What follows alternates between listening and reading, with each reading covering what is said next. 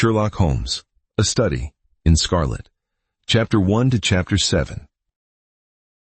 Mr. Sherlock Holmes.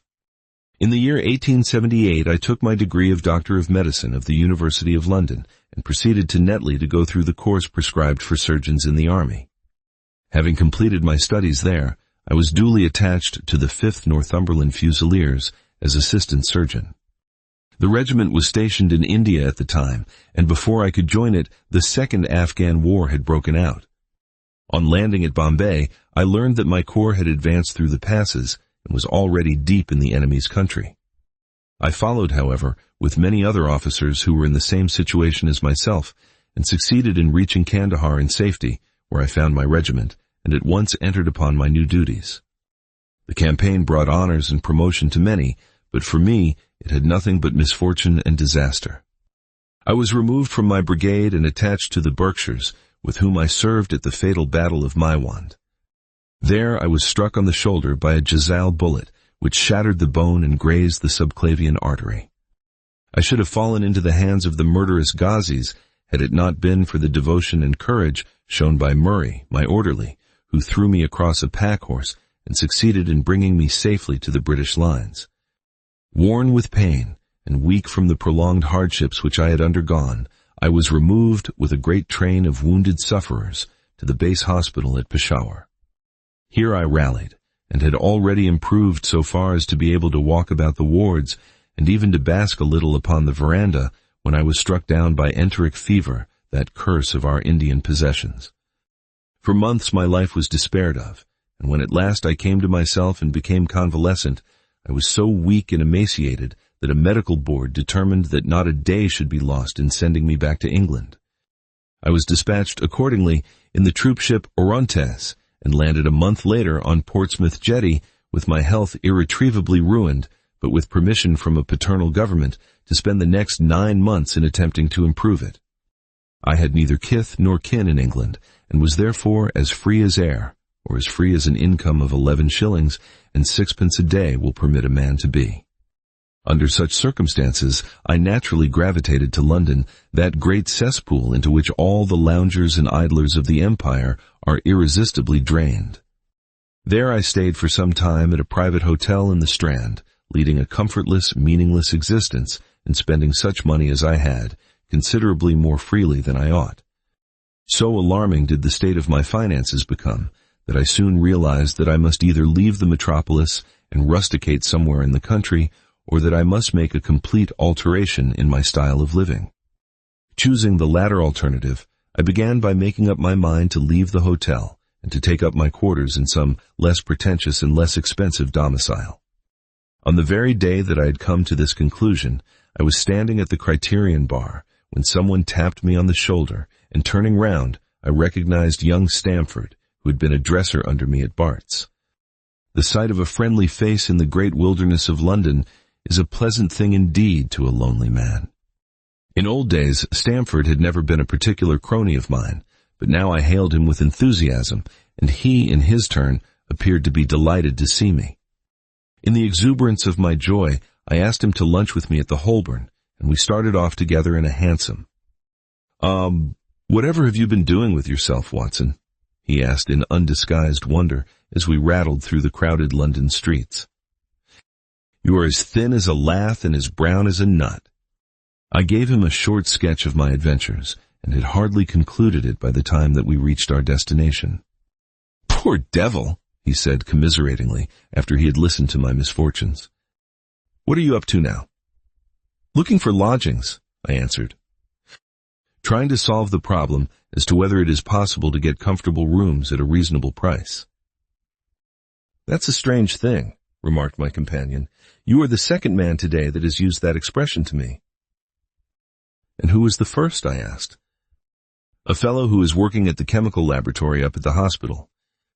He was bemoaning himself this morning because he could not get someone to go halves with him in some nice rooms which he had found, and which were too much for his purse." "By Jove!"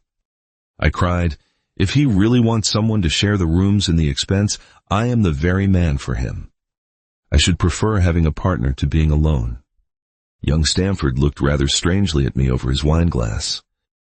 You don't know Sherlock Holmes yet, he said. Perhaps you would not care for him as a constant companion. Why, what is there against him? Oh, I didn't say there was anything against him.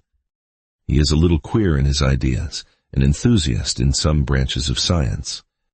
As far as I know, he is a decent fellow enough. A medical student, I suppose, said I. No, I have no idea what he intends to go in for. I believe he is well up in anatomy, and he is a first-class chemist, but as far as I know, he has never taken out any systematic medical classes. His studies are very desultory and eccentric, but he has amassed a lot of out-of-the-way knowledge which would astonish his professors. Did you never ask him what he was going in for? I asked. No. He is not a man that it is easy to draw out, though he can be communicative enough when the fancy seizes him. I should like to meet him, I said. If I am to lodge with anyone, I should prefer a man of studious and quiet habits. I am not strong enough yet to stand much noise or excitement. I had enough of both in Afghanistan to last me for the remainder of my natural existence. How could I meet this friend of yours? He is sure to be at the laboratory, returned my companion. He either avoids the place for weeks, or else he works there from morning to night. If you like, we shall drive round together after luncheon. Certainly, I answered, and the conversation drifted away into other channels.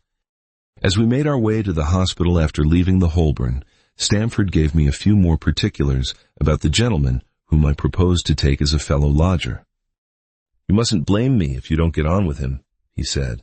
I know nothing more of him than I have learned from meeting him occasionally in the laboratory. You proposed this arrangement, so you must not hold me responsible. If we don't get on, it will be easy to part company, I answered. It seems to me, Stamford, I added, looking hard at my companion, that you have some reason for washing your hands of the matter. Is this fellow's temper so formidable, or what is it? Don't be mealy-mouthed about it. It is not easy to express the inexpressible, he answered with a laugh. Holmes is a little too scientific for my tastes. It approaches to cold-bloodedness.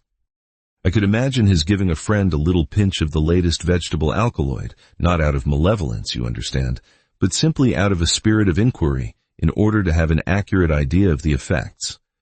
To do him justice, I think that he would take it himself with the same readiness. He appears to have a passion for definite and exact knowledge. Very right, too. Yes, but it may be pushed to excess. When it comes to beating the subjects in the dissecting rooms with a stick, it is certainly taking rather a bizarre shape. Beating the subjects? Yes, to verify how far bruises may be produced after death. I saw him at it with my own eyes. And yet you say he is not a medical student? No, heaven knows what the objects of his studies are. But here we are, and you must form your own impressions about him. As he spoke, we turned down a narrow lane and passed through a small side door, which opened into a wing of the great hospital. It was familiar ground to me, and I needed no guiding as we ascended the bleak stone staircase and made our way down the long corridor with its vista of whitewashed wall and dun-colored doors. Near the further end, a low arched passage branched away from it and led to the chemical laboratory. This was a lofty chamber, lined and littered with countless bottles. Broad, low tables were scattered about, which bristled with retorts, test tubes, and little Bunsen lamps with their blue, flickering flames. There was only one student in the room, who was bending over a distant table absorbed in his work. At the sound of our steps, he glanced round and sprang to his feet with a cry of pleasure. "I've found it!" "I've found it!" he shouted to my companion, running towards us with a test tube in his hand. "I have found a reagent which is precipitated by hemoglobin, and by nothing else." Had he discovered a gold mine, greater delight could not have shone upon his features. "Dr. Watson, Mr. Sherlock Holmes," said Stamford, introducing us. "How are you?" he said cordially, gripping my hand with a strength for which I should hardly have given him credit. "You have been in Afghanistan, I perceive." "How on earth did you know that?" I asked in astonishment. "Never mind," said he, chuckling to himself. "The question now is about hemoglobin. No doubt you see the significance of this discovery of mine." "It is interesting, chemically, no doubt," I answered, "but practically—" "Why, man, It is the most practical medico-legal discovery for years. Don't you see that it gives us an infallible test for bloodstains? Come over here now." He seized me by the coat sleeve in his eagerness and drew me over to the table at which he had been working. "Let us have some fresh blood," he said, digging a long bodkin into his finger and drawing off the resulting drop of blood in a chemical pipette. "Now, I add this small quantity of blood to a liter of water. You perceive that the resulting mixture has the appearance of pure water. The proportion of blood cannot be more than 1 in a million. I have no doubt, however, that we shall be able to obtain the characteristic reaction." As he spoke, he threw into the vessel a few white crystals and then added some drops of a transparent fluid. In an instant, the contents assumed a dull mahogany color, and a brownish dust was precipitated to the bottom of the glass jar. "Ha! Ha!" he cried, clapping his hands and looking as delighted as a child with a new toy. "What do you think of that?" "It seems to be a very delicate test," I remarked. "Beautiful, beautiful." The old Guiacum test was very clumsy and uncertain. So is the microscopic examination for blood corpuscles. The latter is valueless if the stains are a few hours old. Now, this appears to act as well whether the blood is old or new. Had this test been invented, there are hundreds of men now walking the earth who would long ago have paid the penalty of their crimes. "Indeed," I murmured. "Criminal cases are continually hinging upon that one point. A man is suspected of a crime months perhaps after it has been committed. His linen or clothes are examined and brownish stains discovered upon them. Are they blood stains or mud stains or rust stains or fruit stains, or what are they? That is a question which has puzzled many an expert, and why? Because there was no reliable test. Now we have the Sherlock Holmes test, and there will no longer be any difficulty." His eyes fairly glittered as he spoke, and he put his hand over his heart and bowed as if to some applauding crowd conjured up by his imagination. "You are to be congratulated," I remarked, considerably surprised at his enthusiasm. "There was the case of von Bischoff at Frankfurt last year. He would certainly have been hung had this test been in existence. Then there was Mason of Bradford, and the notorious Muller, and Lefebvre of Montpellier, and Sampson of New Orleans. I could name a score of cases in which it would have been decisive." "You seem to be a walking calendar of crime," said Stamford with a laugh. "You might start a paper on those lines. Call it the police news of the past." "Very interesting reading it might be made, too," remarked Sherlock Holmes, sticking a small piece of plaster over the prick on his finger. "I have to be careful," he continued, turning to me with a smile, "for I dabble with poisons a good deal." He held out his hand as he spoke, and I noticed that it was all mottled over with similar pieces of plaster and discolored with strong acids. "We came here on business," said Stamford, sitting down on a high three-legged stool and pushing another one in my direction with his foot. "My friend here wants to take diggings, and as you were complaining that you could get no one to go halves with you, I thought that I had better bring you together." Sherlock Holmes seemed delighted at the idea of sharing his rooms with me. "I have my eye on a suite in Baker Street," he said, "which would suit us down to the ground. You don't mind the smell of strong tobacco, I hope?" "I always smoke ships myself," I answered. "That's good enough." "I generally have chemicals about and occasionally do experiments. Would that annoy you?" "By no means." "Let me see, what are my other shortcomings?" "I get in the dumps at times and don't open my mouth for days on end." "You must not think I am sulky when I do that. Just let me alone and I'll soon be right. What have you to confess now?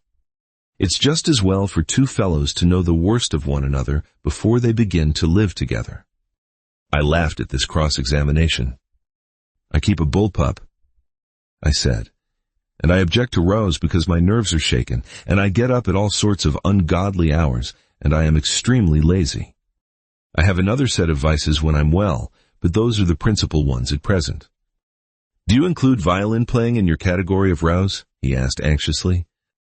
"It depends on the player," I answered. "A well-played violin is a treat for the gods, a badly played one." "Oh, that's all right," he cried with a merry laugh.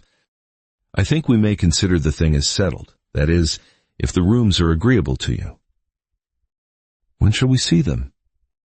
"Call for me here at noon tomorrow, and we'll go together and settle everything," he answered. "All right, noon exactly," said I, shaking his hand. We left him working among his chemicals, and we walked together towards my hotel. "By the way," I asked suddenly, stopping and turning upon Stamford, "how the deuce did he know that I had come from Afghanistan?" My companion smiled an enigmatical smile. "That's just his little peculiarity," he said. "A good many people have wanted to know how he finds things out." "Oh, a mystery, is it?" I cried, rubbing my hands. "This is very piquant. I am much obliged to you for bringing us together. The proper study of mankind is man, you know." "You must study him, then," Stamford said as he bade me goodbye. "You'll find him a knotty problem, though. I'll wager he learns more about you than you about him. Goodbye." "Goodbye," I answered, and strolled on to my hotel, considerably interested in my new acquaintance. The science of deduction. We met next day as he had arranged, and inspected the rooms at No. Reelby, Baker Street, of which he had spoken at our meeting. They consisted of a couple of comfortable bedrooms and a single large airy sitting room, cheerfully furnished and illuminated by 2 broad windows. So desirable in every way were the apartments, and so moderate did the terms seem when divided between us, that the bargain was concluded upon the spot, and we at once entered into possession. That very evening I moved my things round from the hotel, and on the following morning Sherlock Holmes followed me with several boxes and portmanteaus. For a day or two we were busily employed in unpacking and laying out our property to the best advantage. That done, we gradually began to settle down and to accommodate ourselves to our new surroundings. Holmes was certainly not a difficult man to live with. He was quiet in his ways, and his habits were regular. It was rare for him to be up after 10 at night, and he had invariably breakfasted and gone out before I rose in the morning. Sometimes he spent his day at the chemical laboratory, sometimes in the dissecting rooms, and occasionally in long walks, which appeared to take him into the lowest portions of the city. Nothing could exceed his energy when the working fit was upon him, but now and again a reaction would seize him, and for days on end he would lie upon the sofa in the sitting room, hardly uttering a word or moving a muscle from morning to night. On these occasions I have noticed such a dreamy, vacant expression in his eyes that I might have suspected him of being addicted to the use of some narcotic, had not the temperance and cleanliness of his whole life forbidden such a notion. As the weeks went by, my interest in him and my curiosity as to his aims in life gradually deepened and increased. His very person and appearance were such as to strike the attention of the most casual observer. In height, he was rather over 6 feet, and so excessively lean that he seemed to be considerably taller. His eyes were sharp and piercing, save during those intervals of torpor to which I have alluded, and his thin, hawk-like nose gave his whole expression an air of alertness and decision. His chin, too, had the prominence and squareness which mark the man of determination. His hands were invariably blotted with ink and stained with chemicals, yet he was possessed of extraordinary delicacy of touch, as I frequently had occasion to observe when I watched him manipulating his fragile philosophical instruments.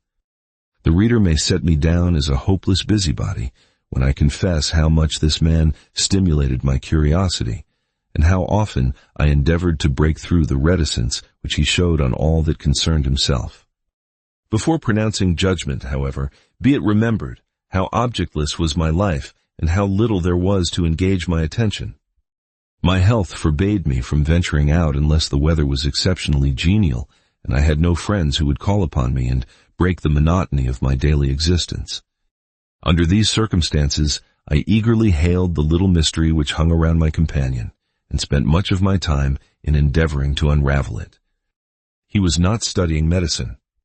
He had himself, in reply to a question, confirmed Stamford's opinion upon that point.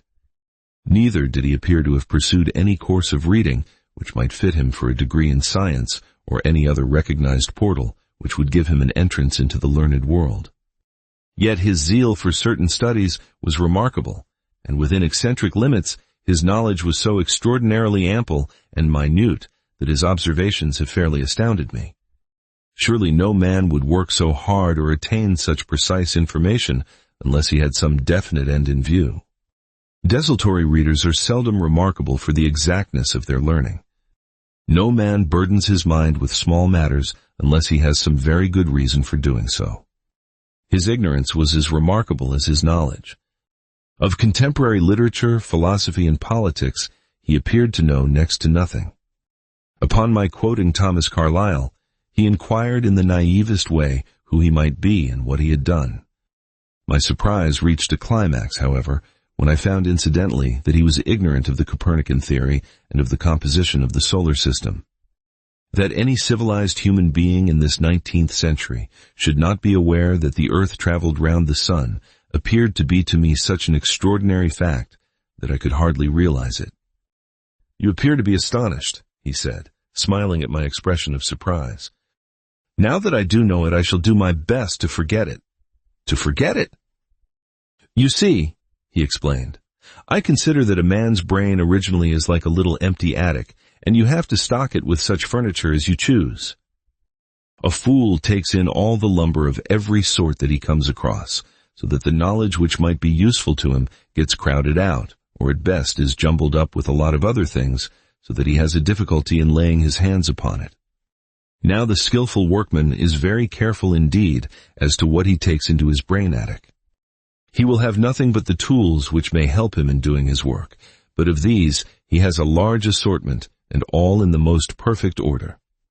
It is a mistake to think that that little room has elastic walls and can distend to any extent.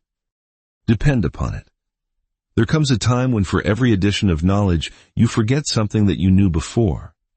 It is of the highest importance, therefore, not to have useless facts elbowing out the useful ones." "But the solar system," I protested. "What the deuce is it to me?" he interrupted impatiently. "You say that we go round the sun. If we went round the moon, it would not make a pennyworth of difference to me or to my work." I was on the point of asking him what that work might be, but something in his manner showed me that the question would be an unwelcome one. I pondered over our short conversation, however, and endeavored to draw my deductions from it. He said that he would acquire no knowledge which did not bear upon his object. Therefore, all the knowledge which he possessed was such as would be useful to him. I enumerated in my own mind all the various points upon which he had shown me that he was exceptionally well informed.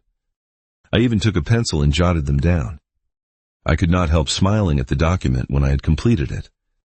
It ran in this way: Sherlock Holmes, his limits. 1. Knowledge of literature, nil. 2. Philosophy, nil. 3. Astronomy, nil. 4. Politics, feeble. 5. Botany, variable. Well up in belladonna, opium, and poisons generally. Knows nothing of practical gardening. 6. Geology, practical but limited. Tells at a glance different soils from each other. After walks, has shown me splashes upon his trousers, and told me by their color and consistence in what part of London he had received them. 7. Chemistry, profound. 8. Anatomy, accurate but unsystematic. 9. Sensational literature, immense. He appears to know every detail of every horror perpetrated in the century. 10. Plays the violin well. 11. Is an expert single-stick player, boxer, and swordsman. 12. Has a good practical knowledge of British law. When I had got so far in my list, I threw it into the fire in despair. If I can only find what the fellow is driving at by reconciling all these accomplishments and discovering a calling which needs them all, I said to myself, I may as well give up the attempt at once. I see that I have alluded above to his powers upon the violin. These were very remarkable, but as eccentric as all his other accomplishments. That he could play pieces, and difficult pieces, I knew well, because at my request he has played me some of Mendelssohn's Lieder and other favorites. When left to himself, however, he would seldom produce any music or attempt any recognized air. Leaning back in his armchair of an evening, he would close his eyes and scrape carelessly at the fiddle which was thrown across his knee. Sometimes the chords were sonorous and melancholy. Occasionally they were fantastic and cheerful. Clearly they reflected the thoughts which possessed him, but whether the music aided those thoughts, or whether the playing was simply the result of a whim or fancy, was more than I could determine. I might have rebelled against these exasperating solos, had it not been that he usually terminated them by playing in quick succession a whole series of my favorite airs as a slight compensation for the trial upon my patience. During the first week or so, we had no callers, and I had begun to think that my companion was as friendless a man as I was myself. Presently, however, I found that he had many acquaintances, and those in the most different classes of society. There was one little sallow, rat-faced, dark-eyed fellow who was introduced to me as Mr. Lestrade, and who came 3 or 4 times in a single week. One morning, a young girl called, fashionably dressed, and stayed for half an hour or more. The same afternoon brought a gray-headed, seedy visitor, looking like a Jew peddler, who appeared to me to be much excited, and who was closely followed by a slipshod elderly woman. On another occasion, an old white-haired gentleman had an interview with my companion, and on another, a railway porter in his velveteen uniform. When any of these nondescript individuals put in an appearance, Sherlock Holmes used to beg for the use of the sitting-room, and I would retire to my bedroom. He always apologized to me for putting me to this inconvenience. "I have to use this room as a place of business," he said, "and these people are my clients." Again, I had an opportunity of asking him a point-blank question, and again, my delicacy prevented me from forcing another man to confide in me.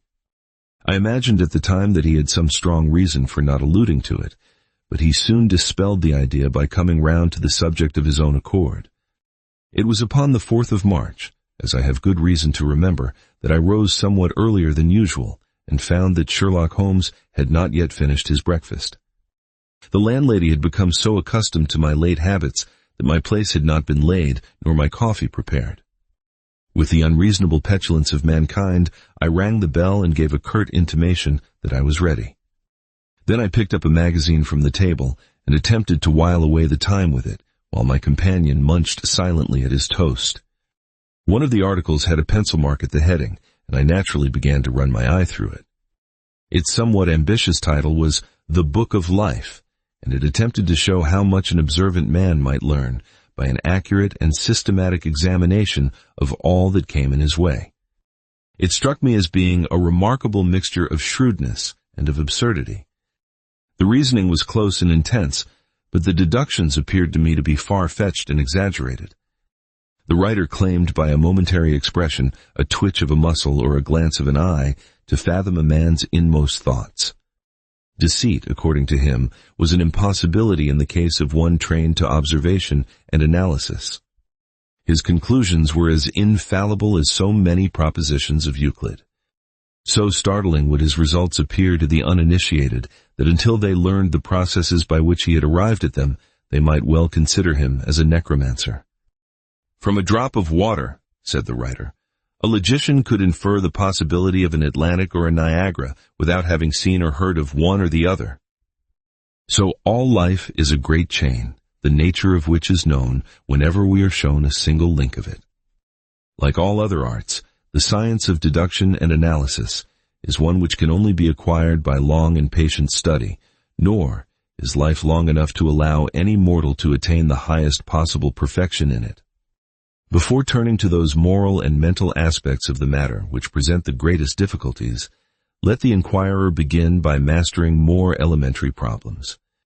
Let him, on meeting a fellow mortal, learn at a glance to distinguish the history of the man and the trade or profession to which he belongs. Puerile as such an exercise may seem, it sharpens the faculties of observation and teaches one where to look and what to look for.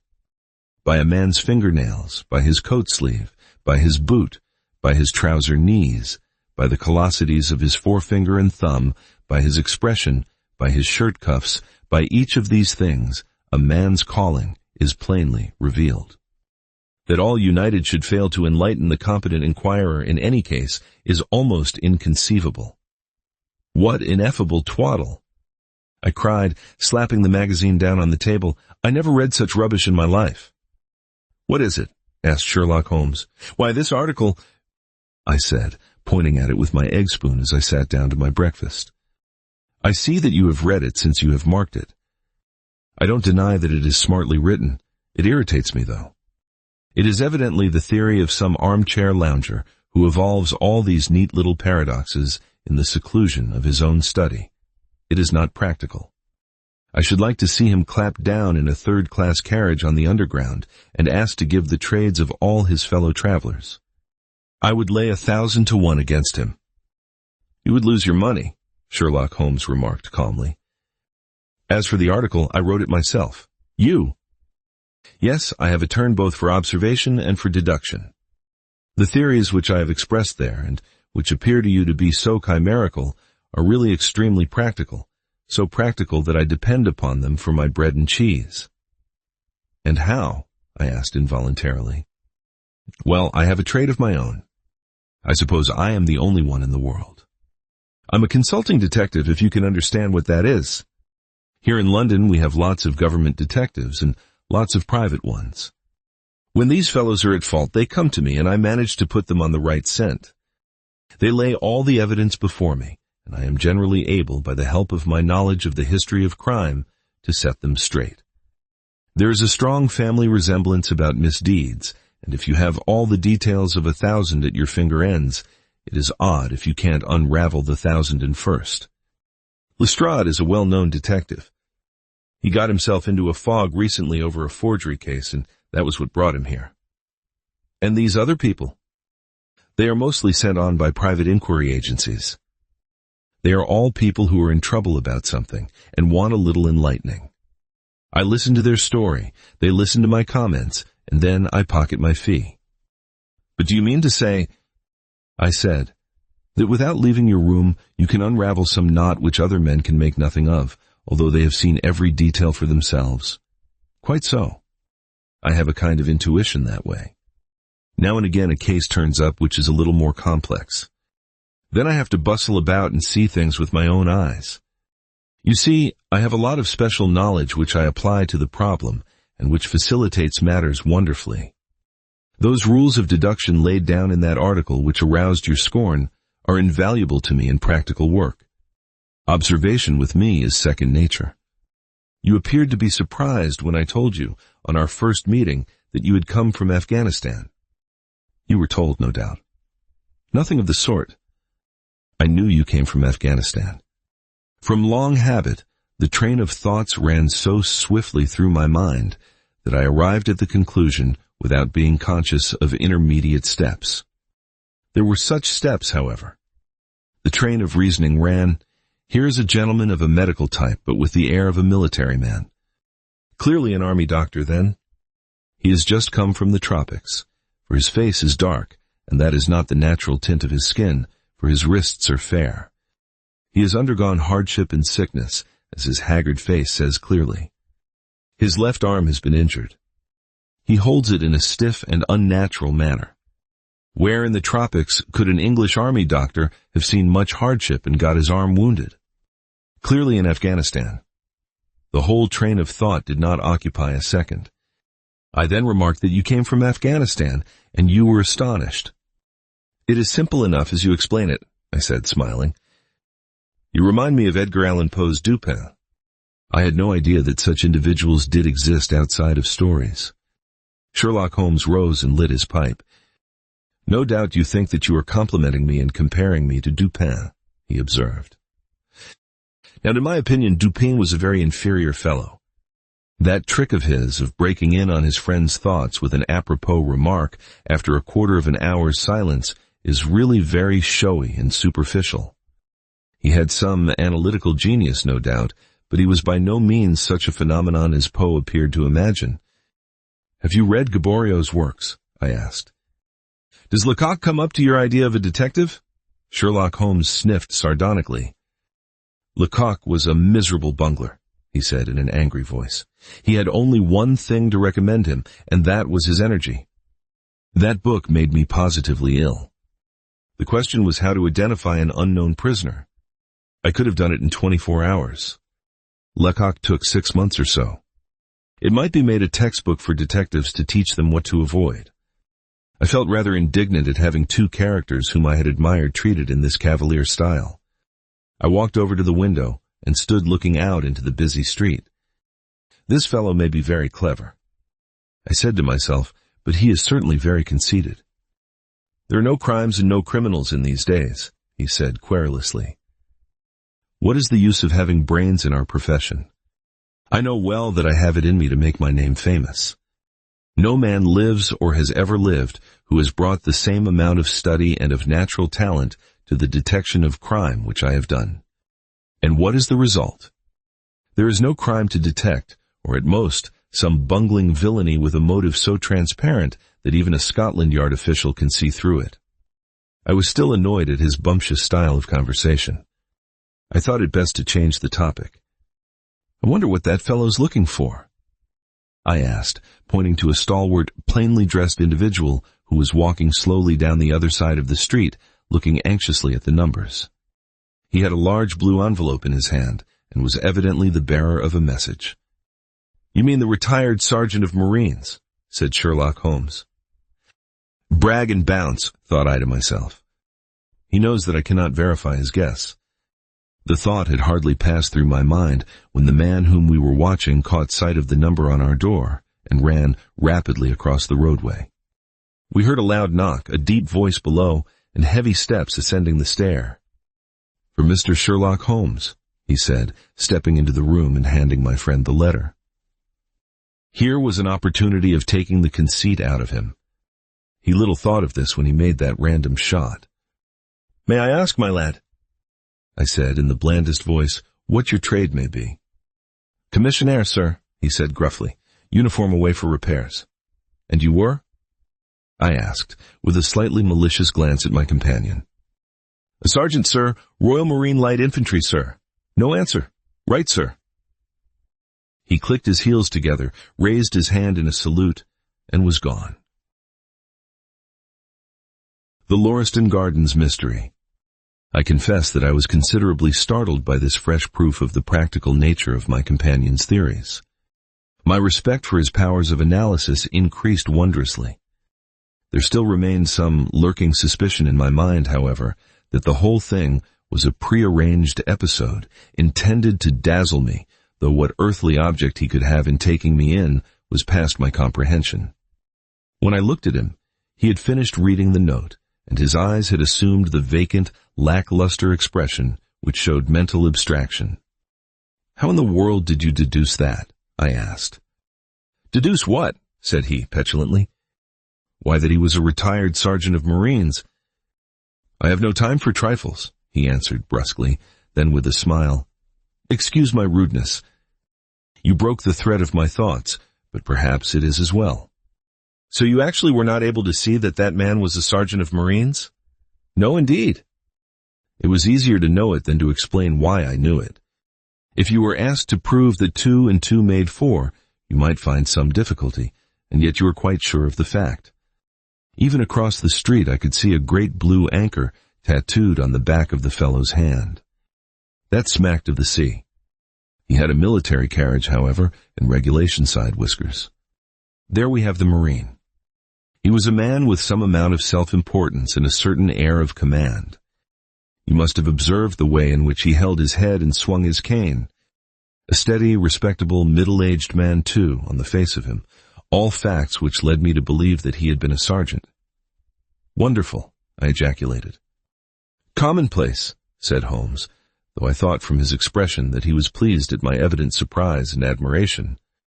I said just now that there were no criminals. It appears that I am wrong. Look at this. He threw me over the note which the commissionaire had brought.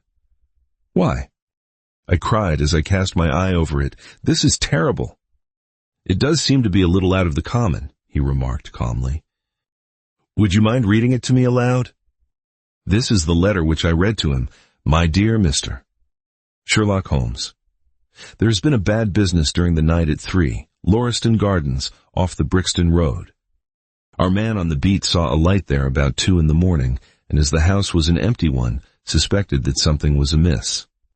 He found the door open, and in the front room, which is bare of furniture, discovered the body of a gentleman, well dressed, and having cards in his pocket bearing the name of Enoch J.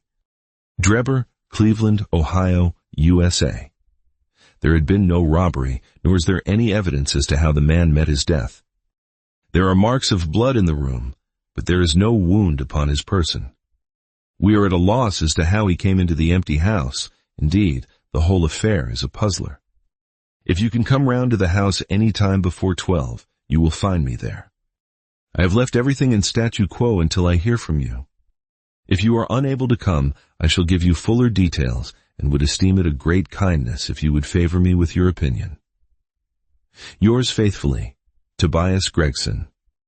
Gregson is the smartest of the Scotland Yarders, my friend remarked. He and Lestrade are the pick of a bad lot.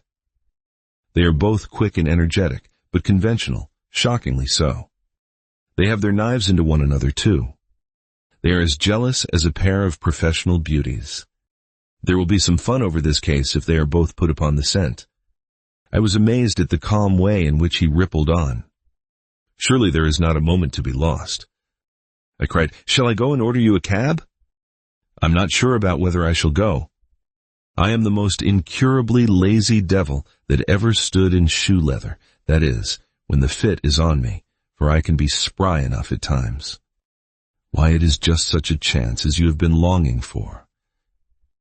My dear fellow, what does it matter to me? Supposing I unravel the whole matter, you may be sure that Gregson, Lestrade, and Cowers will pocket all the credit. That comes of being an unofficial personage. But he begs you to help him. Yes. He knows that I am his superior, and acknowledges it to me, but he would cut his tongue out before he would own it to any third person. However, we may as well go and have a look. I shall work it out on my own hook. I may have a laugh at them if I have nothing else. Come on. He hustled on his overcoat and bustled about in a way that showed that an energetic fit had superseded the apathetic one. "Get your hat," he said. "You wish me to come?" "Yes, if you have nothing better to do." A minute later, we were both in a hansom, driving furiously for the Brixton road. It was a foggy, cloudy morning, and a dun-colored veil hung over the housetops, looking like the reflection of the mud-colored streets beneath. My companion was in the best of spirits, and prattled away about Cremona fiddles, and the difference between a Stradivarius and an Amati.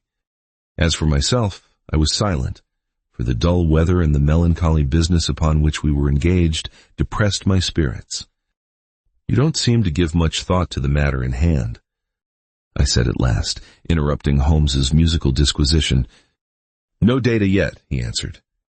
"It is a capital mistake to theorize before you have all the evidence. It biases the judgment." "You will have your data soon," I remarked, pointing with my finger. "This is the Brixton road, and that is the house, if I am not very much mistaken." "So it is. Stop, driver, stop." We were still 100 yards or so from it, but he insisted upon our alighting, and we finished our journey upon foot. Number 3, Lauriston Gardens wore an ill-omened and minatory look. It was one of 4 which stood back some little way from the street, 2 being occupied and 2 empty. The latter looked out with 3 tiers of vacant melancholy windows, which were blank and dreary, save that here and there a to let card had developed like a cataract upon the bleared panes. A small garden, sprinkled over with a scattered eruption of sickly plants, separated each of these houses from the street, and was traversed by a narrow pathway, yellowish in color, and consisting apparently of a mixture of clay and of gravel. The whole place was very sloppy from the rain which had fallen through the night. The garden was bounded by a 3-foot brick wall with a fringe of wood rails upon the top, and against this wall was leaning a stalwart police constable surrounded by a small knot of loafers who craned their necks and strained their eyes in the vain hope of catching some glimpse of the proceedings within. I had imagined that Sherlock Holmes would at once have hurried into the house and plunged into a study of the mystery. Nothing appeared to be further from his intention. With an air of nonchalance which, under the circumstances, seemed to me to border upon affectation, he lounged up and down the pavement and gazed vacantly at the ground, the sky, the opposite houses, and the line of railings. Having finished his scrutiny, he proceeded slowly down the path, or rather down the fringe of grass which flanked the path, keeping his eyes riveted upon the ground. Twice he stopped, and once I saw him smile, and heard him utter an exclamation of satisfaction. There were many marks of footsteps upon the wet clay soil, but since the police had been coming and going over it, I was unable to see how my companion could hope to learn anything from it. Still, I had had such extraordinary evidence of the quickness of his perceptive faculties that I had no doubt that he could see a great deal which was hidden from me. At the door of the house we were met by a tall, white-faced, flaxen-haired man with a notebook in his hand, who rushed forward and wrung my companion's hand with effusion. "It is indeed kind of you to come," he said. "I have had everything left untouched." "Except that," my friend answered, pointing at the pathway. "If a herd of buffaloes had passed along, there could not be a greater mess. No doubt, however, you had drawn your own conclusions, Gregson, before you permitted this." "I have had so much to do inside the house," the detective said evasively. "My colleague, Mr. Lestrade, is here. I had relied upon him to look after this." Holmes glanced at me and raised his eyebrows sardonically. "With two such men as yourself and Lestrade upon the ground, there will not be much for a third party to find out," he said. Gregson rubbed his hands in a self-satisfied way. "I think we have done all that can be done," he answered. "It's a queer case, though, and I knew your taste for such things." "You did not come here in a cab?" asked Sherlock Holmes. "No, sir." "Nor Lestrade?" "No, sir." "Then let us go and look at the room." With which inconsequent remark he strode on into the house, followed by Gregson, whose features expressed his astonishment. A short passage, bare, planked, and dusty, led to the kitchen and offices. Two doors opened out of it to the left and to the right. One of these had obviously been closed for many weeks. The other belonged to the dining room, which was the apartment in which the mysterious affair had occurred.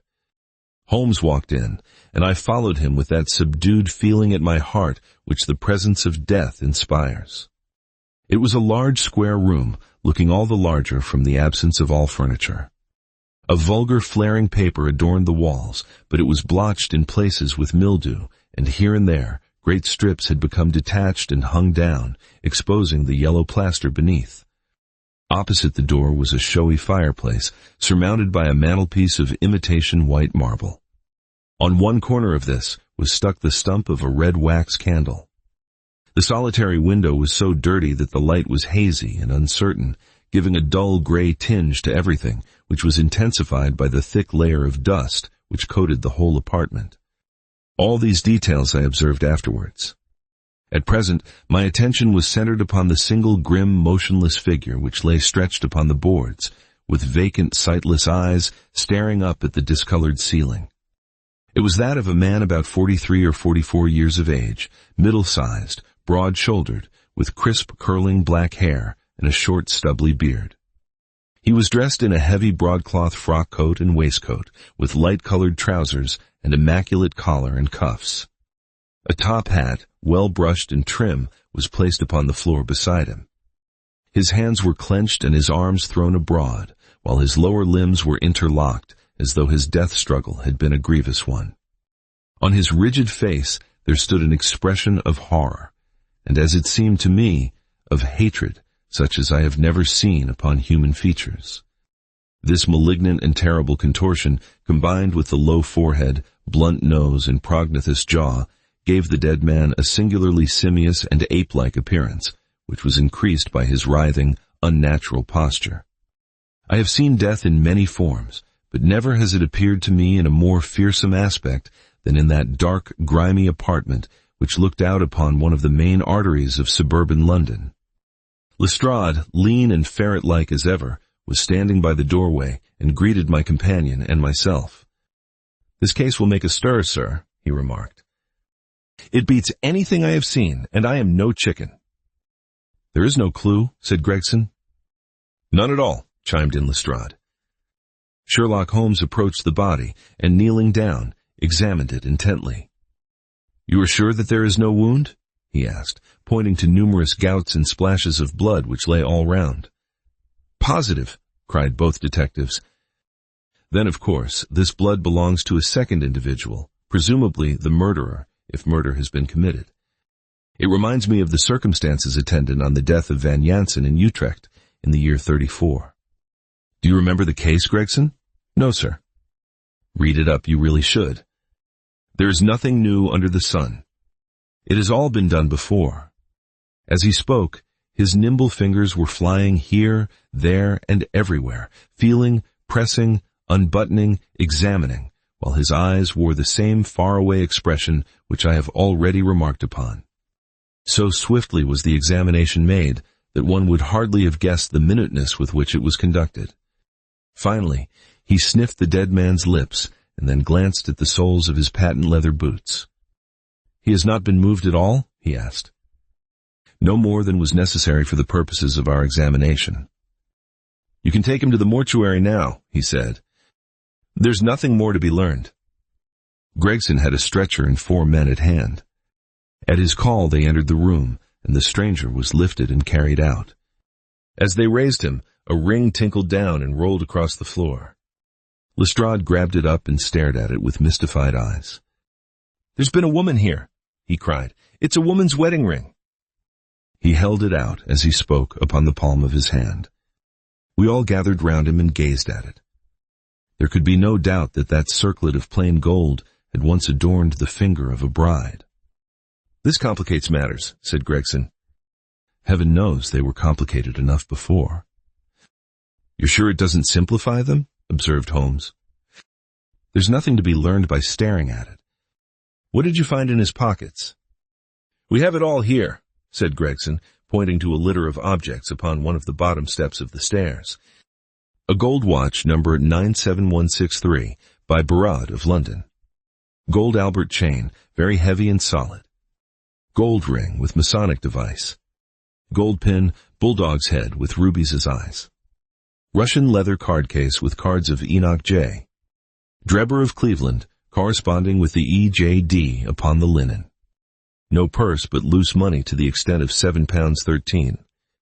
Pocket edition of Boccaccio's Decameron, with name of Joseph Stangerson upon the flyleaf. 2 letters, one addressed to E.J. Drebber and one to Joseph Stangerson. At what address? American Exchange, Strand, to be left till called for. They are both from the Guion Steamship Company, and refer to the sailing of their boats from Liverpool. It is clear that this unfortunate man was about to return to New York. Have you made any inquiries as to this man, Stangerson? I did it at once, sir, said Gregson. I have had advertisements sent to all the newspapers, and one of my men has gone to the American Exchange, but he has not returned yet. Have you sent to Cleveland? We telegraphed this morning. How did you word your inquiries? We simply detailed the circumstances and said that we should be glad of any information which could help us. You did not ask for particulars on any point which appeared to you to be crucial? I asked about Stangerson, nothing else. Is there no circumstance on which this whole case appears to hinge? Will you not telegraph again? I have said all I have to say, said Gregson in an offended voice. Sherlock Holmes chuckled to himself and appeared to be about to make some remark when Lestrade, who had been in the front room while we were holding this conversation in the hall, reappeared upon the scene, rubbing his hands in a pompous and self-satisfied manner. Mr. Gregson, he said, I have just made a discovery of the highest importance, and one which would have been overlooked had I not made a careful examination of the walls. The little man's eyes sparkled as he spoke, and he was evidently in a state of suppressed exultation at having scored a point against his colleague. Come here, he said, bustling back into the room, the atmosphere of which felt clearer since the removal of its ghastly inmate. Now stand there. He struck a match on his boot and held it up against the wall. Look at that, he said triumphantly. I have remarked that the paper had fallen away in parts. In this particular corner of the room, a large piece had peeled off, leaving a yellow square of coarse plastering. Across this bare space, there was scrawled in blood-red letters a single word, Reich. What do you think of that? Cried the detective, with the air of a showman exhibiting his show. This was overlooked because it was in the darkest corner of the room, and no one thought of looking there. The murderer has written it with his or her own blood. See this smear where it has trickled down the wall. That disposes of the idea of suicide anyhow. Why was that corner chosen to write it on? I will tell you. See that candle on the mantelpiece. It was lit at the time, and if it was lit, this corner would be the brightest instead of the darkest portion of the wall. "And what does it mean now that you have found it?" asked Gregson in a depreciatory voice. "Mean? Why, it means that the writer was going to put the female name Rachel, but was disturbed before he or she had time to finish. You mark my words, when this case comes to be cleared up, you will find that a woman named Rachel has something to do with it." "It's all very well for you to laugh, Mr. Sherlock Holmes. You may be very smart and clever, but the old hound is the best when all is said and done." "I really beg your pardon," said my companion, who had ruffled the little man's temper by bursting into an explosion of laughter. "You certainly have the credit of being the first of us to find this out, and as you say, it bears every mark of having been written by the other participant in last night's mystery. I have not had time to examine this room yet, but with your permission I shall do so now." As he spoke, he whipped a tape measure and a large round magnifying glass from his pocket.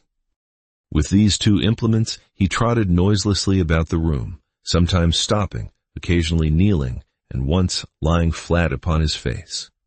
So engrossed was he with his occupation that he appeared to have forgotten our presence, for he chattered away to himself under his breath the whole time, keeping up a running fire of exclamations, groans, whistles, and little cries, suggestive of encouragement and of hope.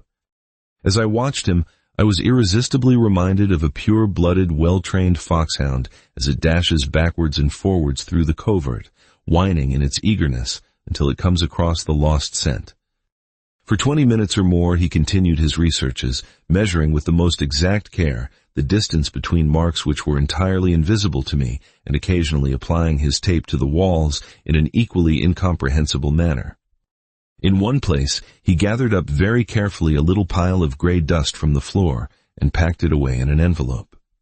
Finally, he examined with his glass the word upon the wall, going over every letter of it with the most minute exactness.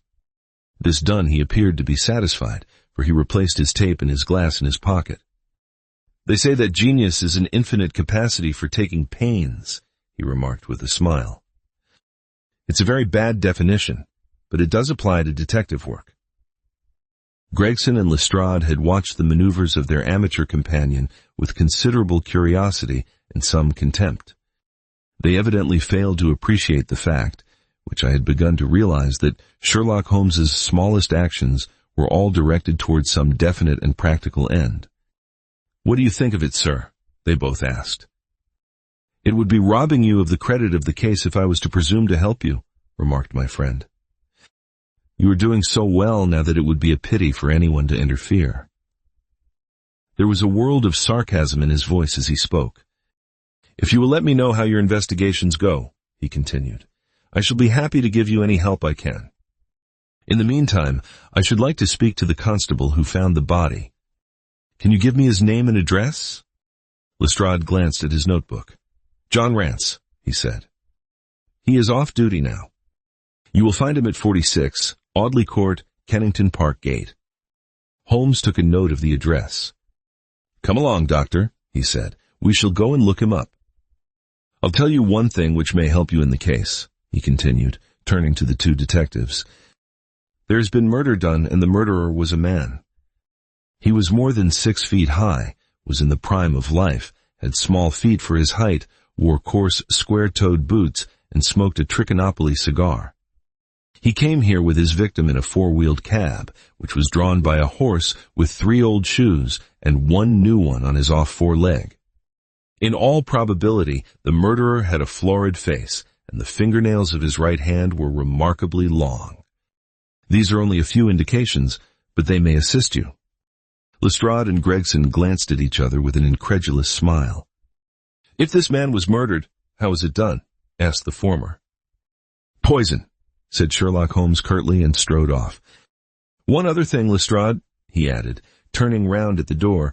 "Rach is the German for revenge, so don't lose your time looking for Miss Rachel."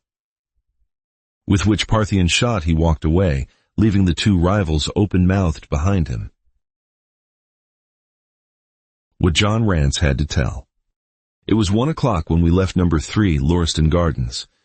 Sherlock Holmes led me to the nearest telegraph office, whence he dispatched a long telegram. He then hailed a cab and ordered the driver to take us to the address given us by Lestrade. "There's nothing like first-hand evidence," he remarked. "As a matter of fact, my mind is entirely made up upon the case, but still we may as well learn all that is to be learned." "You amaze me, Holmes," said I. "Surely you are not as sure as you pretend to be of all those particulars which you gave." "There's no room for a mistake," he answered. "The very first thing which I observed on arriving there was that a cab had made 2 ruts with its wheels close to the curb.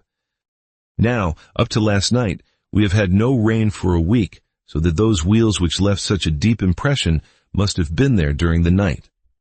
There were the marks of the horse's hooves, too, the outline of one of which was far more clearly cut than that of the other 3, showing that that was a new shoe. Since the cab was there after the rain began, and was not there at any time during the morning, I have Gregson's word for that. It follows that it must have been there during the night, and therefore that it brought those 2 individuals to the house." "That seems simple enough," said I, "but how about the other man's height?"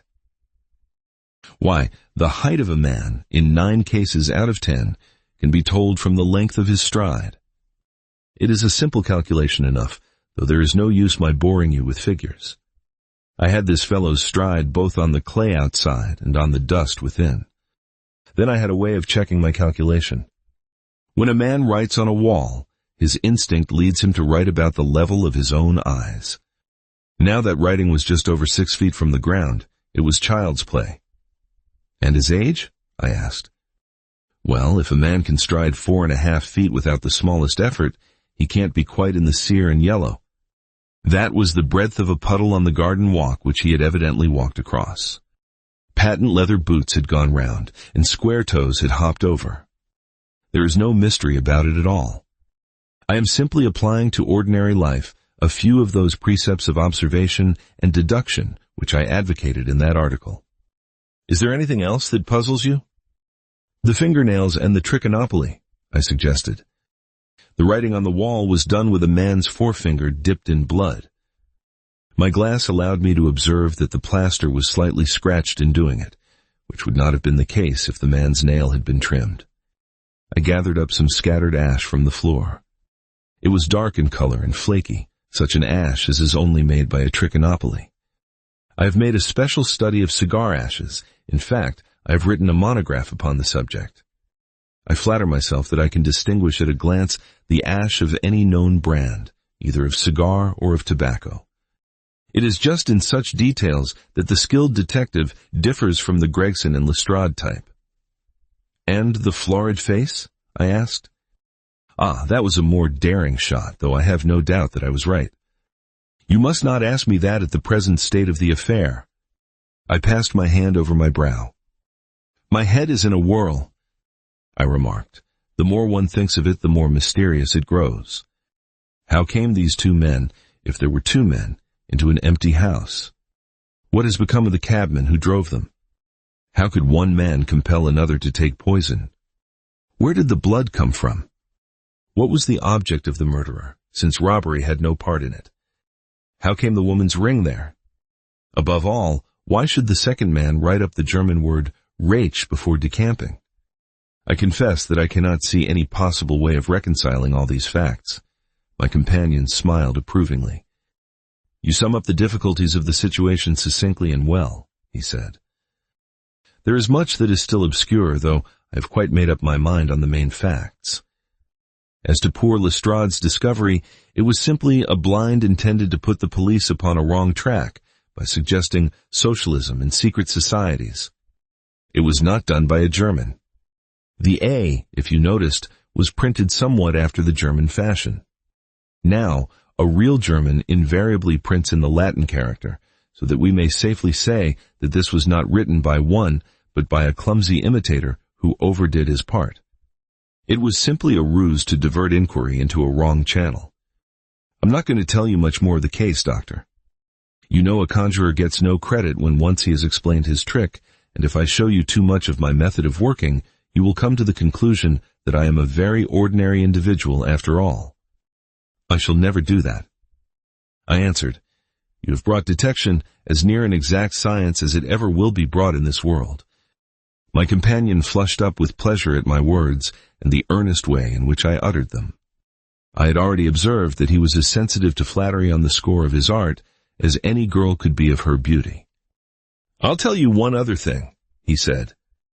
Patent leathers and square toes came in the same cab, and they walked down the pathway together as friendly as possible, arm in arm in all probability. When they got inside, they walked up and down the room, or rather, Patent leathers stood still while square toes walked up and down. I could read all that in the dust, and I could read that as he walked, he grew more and more excited. That is shown by the increased length of his strides. He was talking all the while and working himself up, no doubt, into a fury. Then the tragedy occurred. I've told you all I know myself now, for the rest is mere surmise and conjecture. We have a good working basis, however, on which to start. We must hurry up, for I want to go to Halle's concert to hear Norman Neruda this afternoon. This conversation had occurred while our cab had been threading its way through a long succession of dingy streets and dreary byways. In the dingiest and dreariest of them, our driver suddenly came to a stand. "It's Audley Court in there," he said, pointing to a narrow slit in the line of dead-colored brick. "You'll find me here when you come back." Audley Court was not an attractive locality. The narrow passage led us into a quadrangle paved with flags and lined by sordid dwellings. We picked our way among groups of dirty children and through lines of discolored linen until we came to number 46, the door of which was decorated with a small slip of brass on which the name Rance was engraved. On enquiry, we found that the constable was in bed, and we were shown into a little front parlor to await his coming. He appeared presently, looking a little irritable at being disturbed in his slumbers. "I made my report at the office," he said. Holmes took a half-sovereign from his pocket and played with it pensively. "We thought that we should like to hear it all from your own lips," he said. "I shall be most happy to tell you anything I can," the constable answered with his eyes upon the little golden disc. "Just let us hear it all in your own way as it occurred." Rance sat down on the horsehair sofa and knitted his brows as though determined not to omit anything in his narrative. "I'll tell it you from the beginning," he said. "My time is from 10 at night to 6 in the morning. At 11 there was a fight at the White Hart, but bar that all was quiet enough on the beat. At 1 o'clock it began to rain, and I met Harry Murcher, him who has the Holland Grove beat, and we stood together at the corner of Henrietta Street a-talkin'. Presently, maybe about 2 or a little after, I thought I would take a look round and see that all was right down the Brixton road. It was precious dirty and lonely. Not a soul did I meet all the way down, though a cab or two went past me. I was a-strollin' down, thinking between ourselves how uncommon handy a 4 of gin hot would be, when suddenly the glint of a light caught my eye in the window of that same house. Now, I knew that them 2 houses in Lauriston Gardens was empty on account of him that owns them, who won't have the drains seen to, though the very last tenant what lived in one of them died of typhoid fever. I was knocked all in a heap, therefore, at seeing a light in the window, and I suspected as something was wrong. When I got to the door— "You stopped and then walked back to the garden gate," my companion interrupted. "What did you do that for?" Rance gave a violent jump and stared at Sherlock Holmes with the utmost amazement upon his features. "Why, that's true, sir," he said, "though how you come to know it, heaven only knows. You see, when I got up to the door it was so still and so lonesome that I thought I'd be none the worse for someone with me. I ain't afeard of anything on this side of the grave, but I thought that maybe it was him that died of the typhoid inspecting the drains what killed him. The thought gave me a kind of turn, and I walked back to the gate to see if I could see Murcher's lantern, but there wasn't no sign of him nor of anyone else." "There was no one in the street?" "Not a living soul, sir, nor as much as a dog." Then I pulled myself together and went back and pushed the door open. All was quiet inside, so I went into the room where the light was a-burnin'. There was a candle flickering on the mantelpiece, a red wax one, and by its light I saw— Yes, I know all that you saw. You walked round the room several times, and you knelt down by the body, and then you walked through and tried the kitchen door. And then— John Rance sprang to his feet with a frightened face and suspicion in his eyes. "Where was you hid to see all that?" he cried. It seems to me that you knows a deal more than you should." Holmes laughed and threw his card across the table to the constable. "Don't get arresting me for the murder," he said. "I am one of the hounds and not the wolf. Mr. Gregson or Mr. Lestrade will answer for that. Go on, though." "What did you do next?" Rance resumed his seat without, however, losing his mystified expression. "I went back to the gate and sounded my whistle. That brought Murcher and two more to the spot." "Was the street empty then?" "Well, it was, as far as anybody that could be of any good goes." "What do you mean?" The constable's features broadened into a grin. "I've seen many a drunk chap in my time," he said, "but never anyone so crying drunk as that cove. He was at the gate when I came out, a-leanin' up agin the railings, and a-singin' at the pitch of his lungs about Columbine's newfangled banner, or some such stuff. He couldn't stand, far less help." "What sort of a man was he?" asked Sherlock Holmes. John Rance appeared to be somewhat irritated at this digression. "He was an uncommon drunk sort of man," he said. "He'd have found himself in the station if we hadn't been so took up." "His face, his dress, didn't you notice them?" Holmes broke in impatiently. "I should think I did notice them, seeing that I had to prop him up, me and Murcher between us. He was a long chap, with a red face, the lower part muffled round." "That will do," cried Holmes. "What became of him?" "We'd enough to do without looking after him," the policeman said in an aggrieved voice. "I'll wager he found his way home all right." "How was he dressed?" "A brown overcoat." "Had he a whip in his hand?" "A whip, no." "He must have left it behind," muttered my companion. "You didn't happen to see or hear a cab after that?" "No." "There's a half-sovereign for you," my companion said, standing up and taking his hat. "I am afraid, Rance, that you will never rise in the force. That head of yours should be for use as well as ornament. You might have gained your sergeant's stripes last night. The man whom you held in your hands is the man who holds the clue of this mystery, and whom we are seeking. There is no use of arguing about it now. I tell you that it is so. Come along, Doctor." We started off for the cab together, leaving our informant incredulous, but obviously uncomfortable. "The blundering fool," Holmes said bitterly as we drove back to our lodgings. "Just to think of his having such an incomparable bit of good luck and not taking advantage of it." I'm rather in the dark still. It is true that the description of this man tallies with your idea of the second party in this mystery. But why should he come back to the house after leaving it? That is not the way of criminals. The ring, man, the ring. That was what he came back for. If we have no other way of catching him, we can always bait our line with the ring.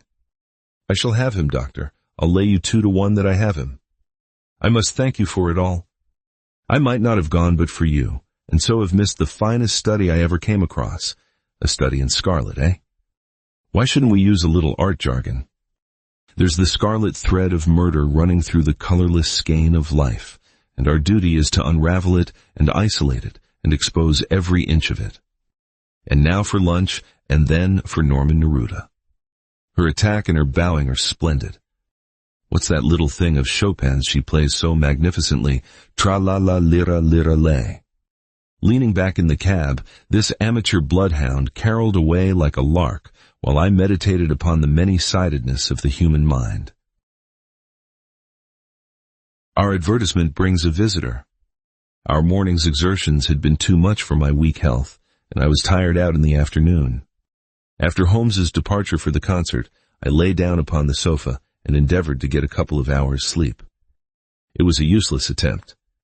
My mind had been too much excited by all that had occurred, and the strangest fancies and surmises crowded into it. Every time that I closed my eyes, I saw before me the distorted baboon-like countenance of the murdered man. So sinister was the impression which that face had produced upon me that I found it difficult to feel anything but gratitude for him who'd removed its owner from the world. If ever human features bespoke vice of the most malignant type, they were certainly those of Enoch J. Drebber of Cleveland. Still, I recognized that justice must be done, and that the depravity of the victim was no condonement in the eyes of the law. The more I thought of it, the more extraordinary did my companion's hypothesis that the man had been poisoned appear. I remembered how he had sniffed his lips and had no doubt that he had detected something which had given rise to the idea. Then again, if not poison, what had caused the man's death, since there was neither wound nor marks of strangulation? But on the other hand, whose blood was that which lay so thickly upon the floor? There were no signs of a struggle, nor had the victim any weapon with which he might have wounded an antagonist. As long as all these questions were unsolved, I felt that sleep would be no easy matter, either for Holmes or myself. His quiet, self-confident manner convinced me that he had already formed a theory which explained all the facts, though what it was I could not for an instant conjecture.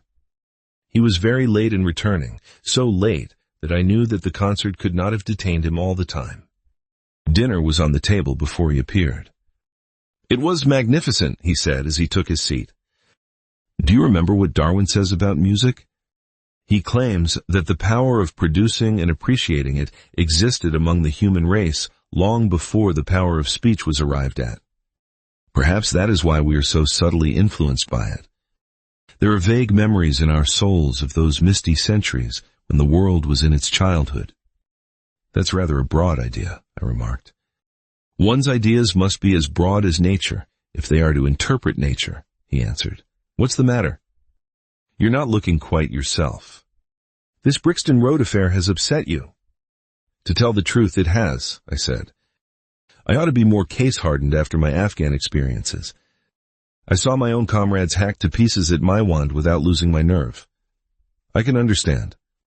There is a mystery about this which stimulates the imagination. Where there is no imagination, there is no horror. Have you seen the evening paper?" "No." "It gives a fairly good account of the affair. It does not mention the fact that when the man was raised up, a woman's wedding ring fell upon the floor. It is just as well it does not." "Why?" "Look at this advertisement," he answered. "I had one sent to every paper this morning immediately after the affair." He threw the paper across to me, and I glanced at the place indicated.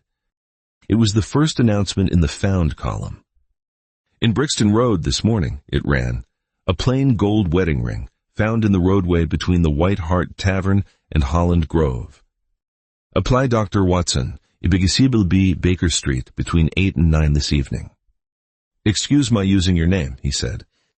"If I used my own, some of these dunderheads would recognize it and want a medal in the affair." "That is all right," I answered. "But supposing anyone applies, I have no ring." "Oh, yes, you have," said he, handing me one. "This will do very well.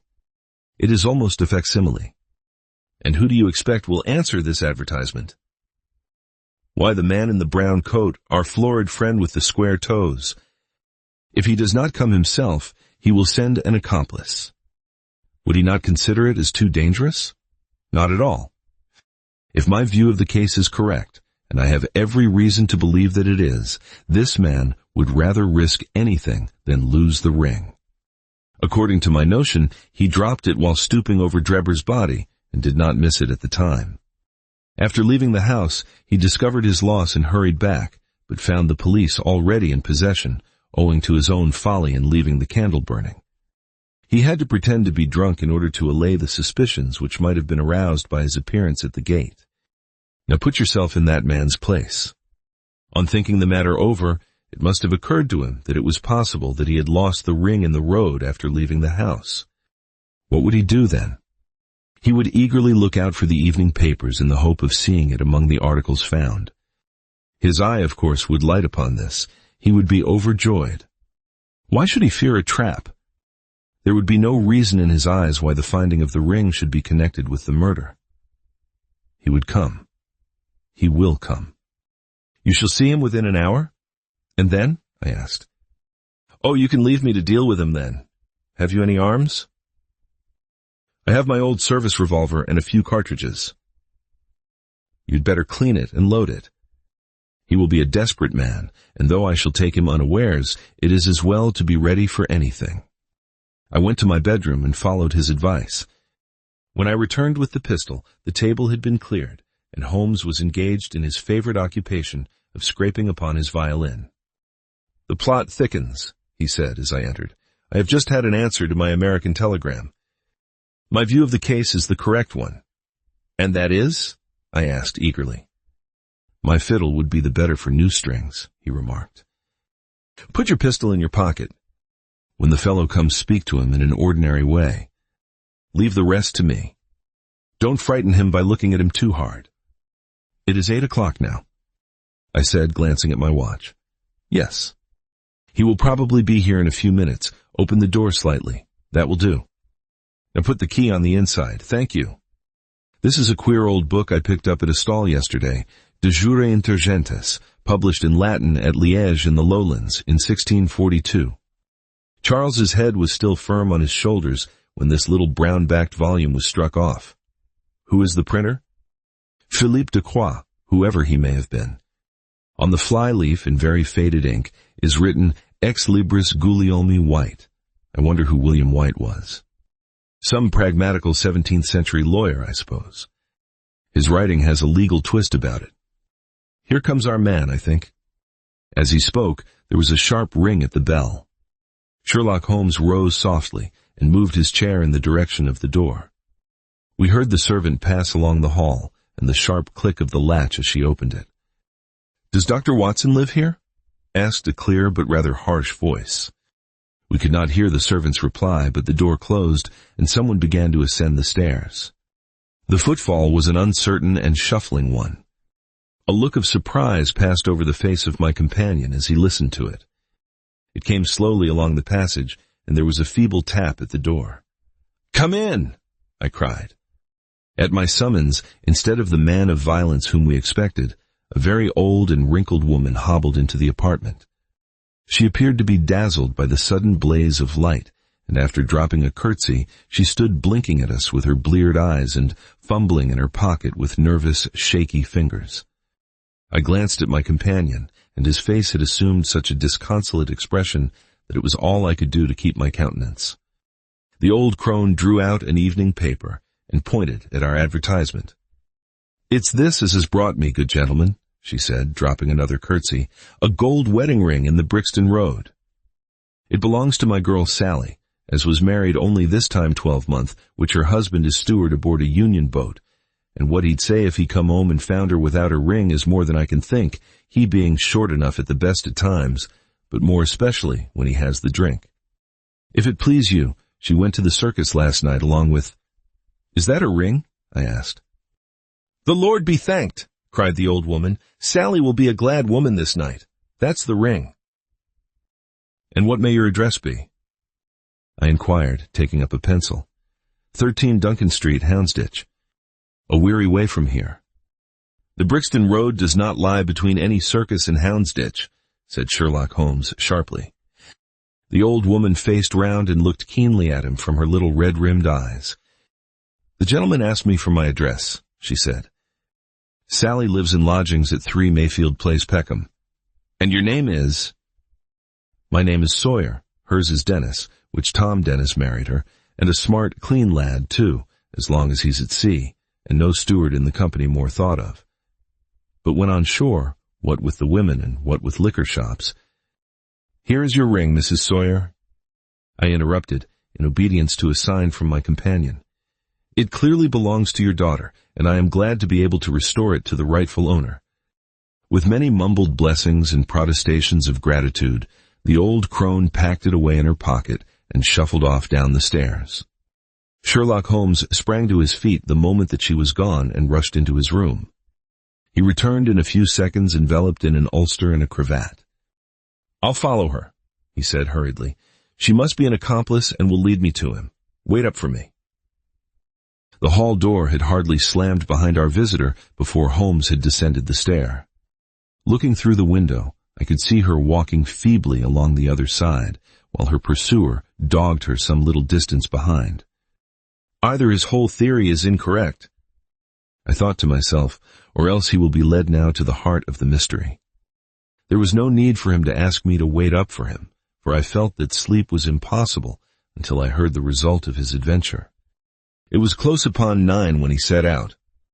I had no idea how long he might be, but I sat stolidly puffing at my pipe and skipping over the pages of Henri Murger's Vie de Bohème. 10 o'clock passed, and I heard the footsteps of the maid as they pattered off to bed. 11, and the more stately tread of the landlady passed my door, bound for the same destination.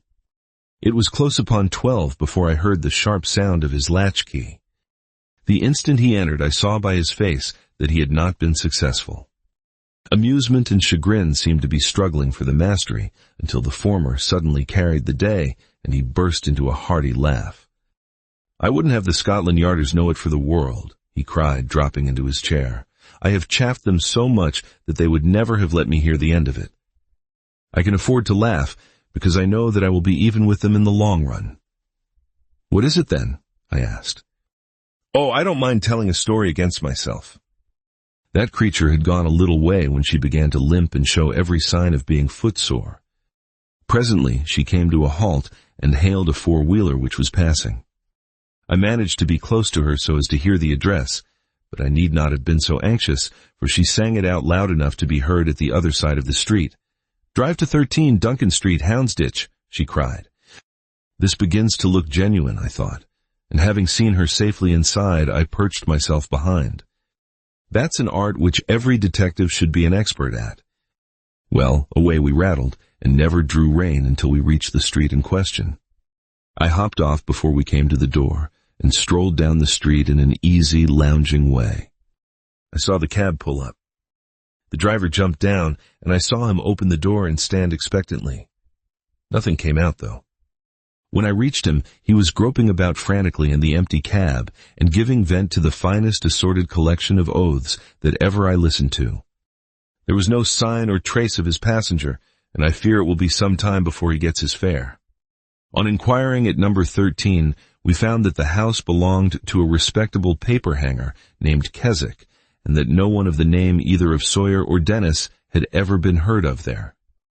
"You don't mean to say," I cried in amazement, that tottering, feeble old woman was able to get out of the cab while it was in motion without either you or the driver seeing her. "Old woman be damned," said Sherlock Holmes sharply. We were the old women to be so taken in. It must have been a young man, and an active one too, besides being an incomparable actor. The get-up was inimitable. He saw that he was followed, no doubt, and used this means of giving me the slip. It shows that the man we are after is not as lonely as I imagined he was, but has friends who are ready to risk something for him. "Now, Doctor, you are looking done up. Take my advice and turn in." I was certainly feeling very weary, so I obeyed his injunction. I left Holmes seated in front of the smoldering fire, and long into the watches of the night I heard the low, melancholy wailings of his violin, and knew that he was still pondering over the strange problem which he had set himself to unravel. Tobias Gregson shows what he can do. The papers next day were full of the Brixton mystery, as they termed it. Each had a long account of the affair, and some had leaders upon it in addition. There was some information in them which was new to me. I still retain in my scrapbook numerous clippings and extracts bearing upon the case. Here's a condensation of a few of them. The Daily Telegraph remarked that in the history of crime there had seldom been a tragedy which presented stranger features. The German name of the victim, the absence of all other motive, and the sinister inscription on the wall all pointed to its perpetration by political refugees and revolutionists. The socialists had many branches in America, and the deceased had, no doubt, infringed their unwritten laws and been tracked down by them. After alluding airily to the Vemgericht, Aqua Tofana, Carbonari, the Marchioness de Brinvilliers, the Darwinian theory, the principles of Malthus, and the Ratcliffe Highway murders, the article concluded by admonishing the government and advocating a closer watch over foreigners in England. The Standard commented upon the fact that lawless outrages of the sort usually occurred under a liberal administration. They arose from the unsettling of the minds of the masses and the consequent weakening of all authority. The deceased was an American gentleman who had been residing for some weeks in the metropolis. He had stayed at the boarding house of Madame Charpentier in Torquay Terrace, Camberwell. He was accompanied in his travels by his private secretary, Mr. Joseph Stangerson. The two bade adieu to their landlady upon Tuesday, the 4th instant, and departed to Euston Station with the avowed intention of catching the Liverpool express. They were afterwards seen together upon the platform. Nothing more is known of them until Mr. Drebber's body was, as recorded, discovered in an empty house in the Brixton Road, many miles from Euston. How he came there, or how he met his fate, are questions which are still involved in mystery. Nothing is known of the whereabouts of Stangerson.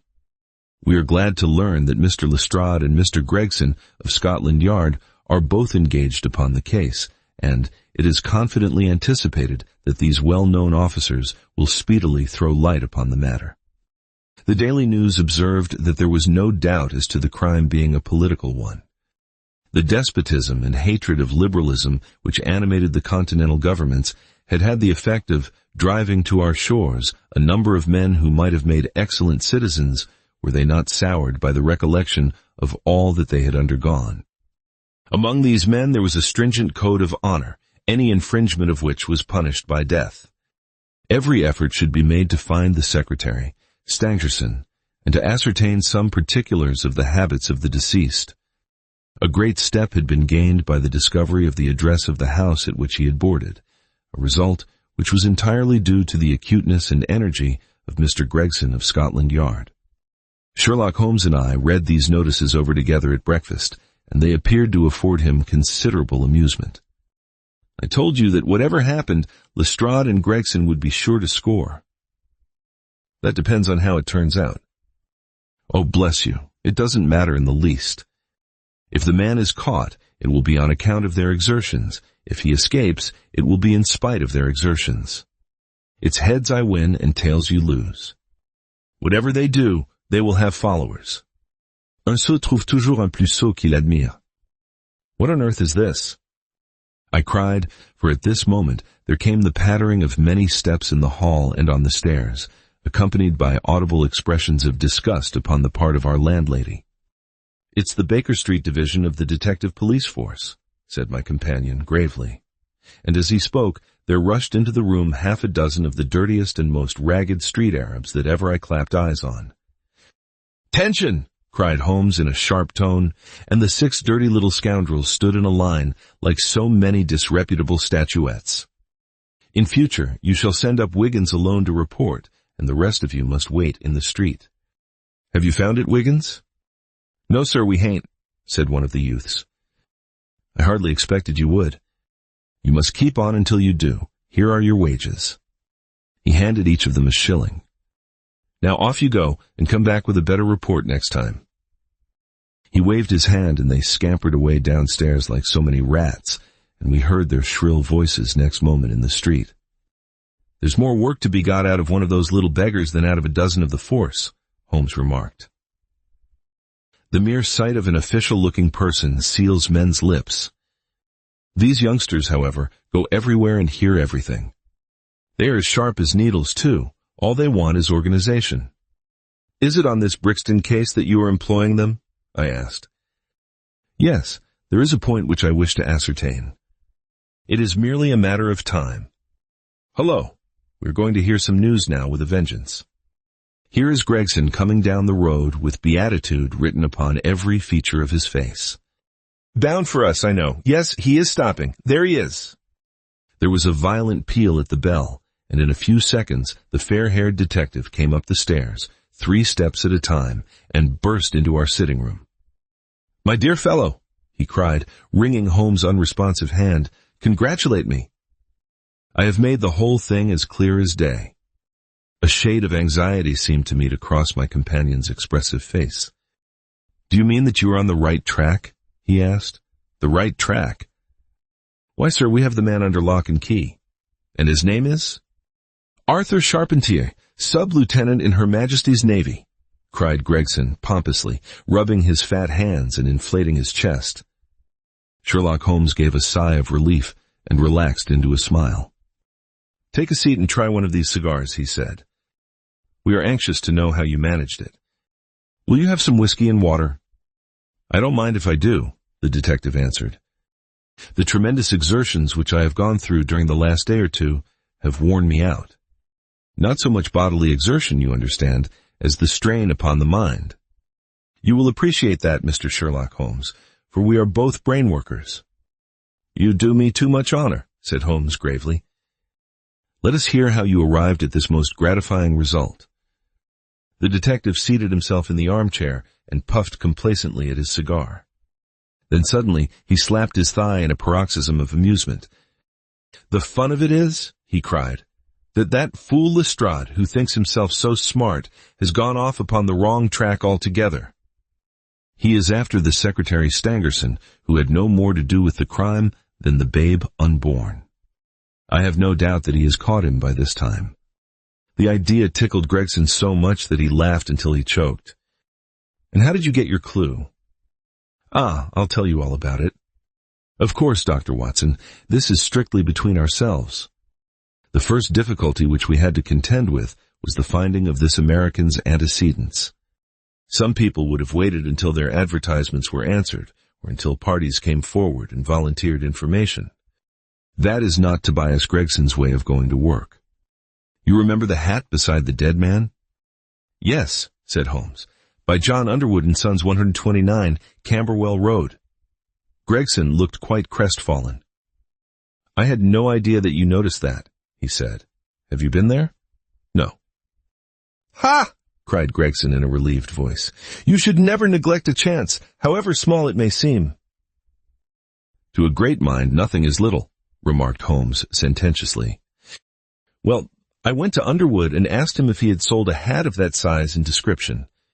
He looked over his books and came on it at once. He had sent the hat to a Mr. Drebber, residing at Charpentier's boarding establishment, Torquay Terrace. Thus I got at his address." "Smart, very smart," murmured Sherlock Holmes. "I next called upon Madame Charpentier," continued the detective. "I found her very pale and distressed. Her daughter was in the room, too. An uncommonly fine girl she is, too. She was looking red about the eyes, and her lips trembled as I spoke to her. That didn't escape my notice. I began to smell a rat. You know the feeling, Mr. Sherlock Holmes, when you come upon the right scent, a kind of thrill in your nerves. Have you heard of the mysterious death of your late boarder, Mr. Enoch J. Drebber of Cleveland?" I asked. The mother nodded. She didn't seem able to get out a word. The daughter burst into tears. I felt more than ever that these people knew something of the matter. "At what o'clock did Mr. Drebber leave your house for the train?" I asked. "At 8 o'clock, she said, gulping in her throat to keep down her agitation. "His secretary, Mr. Stangerson, said that there were 2 trains, one at 9:15 and one at 11. He was to catch the first." "And was that the last which you saw of him?" A terrible change came over the woman's face as I asked the question. Her features turned perfectly livid. It was some seconds before she could get out the single word, "yes," and when it did come, it was in a husky, unnatural tone.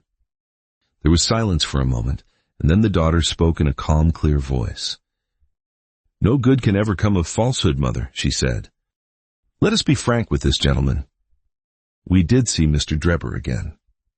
"God forgive you!" cried Madame Charpentier, throwing up her hands and sinking back in her chair. "You have murdered your brother." "Arthur would rather that we spoke the truth," the girl answered firmly. "You had best tell me all about it now," I said. "Half-confidences are worse than none. Besides, you do not know how much we know of it." "On your head be it, Alice," cried her mother, and then turning to me, "I will tell you all, sir. Do not imagine that my agitation on behalf of my son arises from any fear lest he should have had a hand in this terrible affair. He is utterly innocent of it. My dread is, however, that in your eyes and in the eyes of others he may appear to be compromised. That, however, is surely impossible. His high character, his profession, his antecedents would all forbid it. Your best way is to make a clean breast of the facts," I answered. "Depend upon it, if your son is innocent, he will be none the worse. Perhaps, Alice, you had better leave us together," she said, and her daughter withdrew. "Now, sir," she continued, "I had no intention of telling you all this, but since my poor daughter has disclosed it, I have no alternative. Having once decided to speak, I will tell you all without omitting any particular." "It is your wisest course," said I. "Mr. Drebber has been with us nearly 3 weeks. He and his secretary, Mr. Stangerson, had been traveling on the continent. I noticed a Copenhagen label upon each of their trunks, showing that that had been their last stopping place. Stangerson was a quiet, reserved man, but his employer, I'm sorry to say, was far otherwise. He was coarse in his habits and brutish in his ways. The very night of his arrival, he became very much the worse for drink, and, indeed, after 12 o'clock in the day, he could hardly ever be said to be sober. His manners towards the maidservants were disgustingly free and familiar. Worst of all, he speedily assumed the same attitude towards my daughter, Alice, and spoke to her more than once in a way which, fortunately, she is too innocent to understand. On one occasion he actually seized her in his arms and embraced her, an outrage which caused his own secretary to reproach him for his unmanly conduct. "But why did you stand all this?" I asked. "I suppose that you can get rid of your boarders when you wish." Mrs. Charpentier blushed at my pertinent question.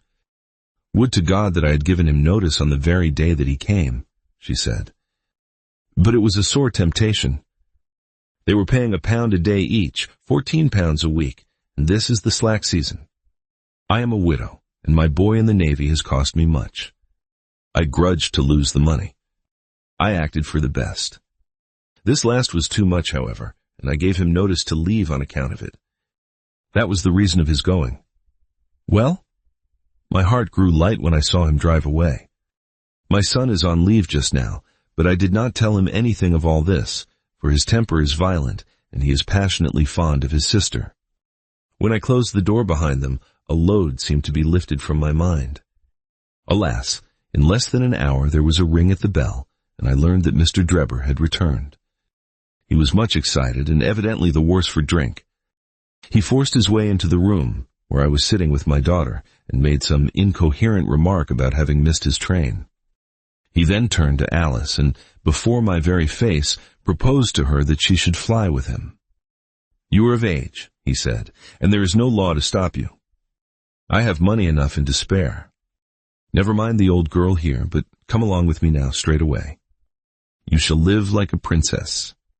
Poor Alice was so frightened that she shrunk away from him, but he caught her by the wrist and endeavored to draw her towards the door. I screamed, and at that moment my son Arthur came into the room. What happened then I do not know. I heard oaths and the confused sounds of a scuffle. I was too terrified to raise my head. When I did look up, I saw Arthur standing in the doorway, laughing, with a stick in his hand. "I don't think that fine fellow will trouble us again," he said. "I will just go after him and see what he does with himself." With those words he took his hat and started off down the street. The next morning we heard of Mr. Drebber's mysterious death.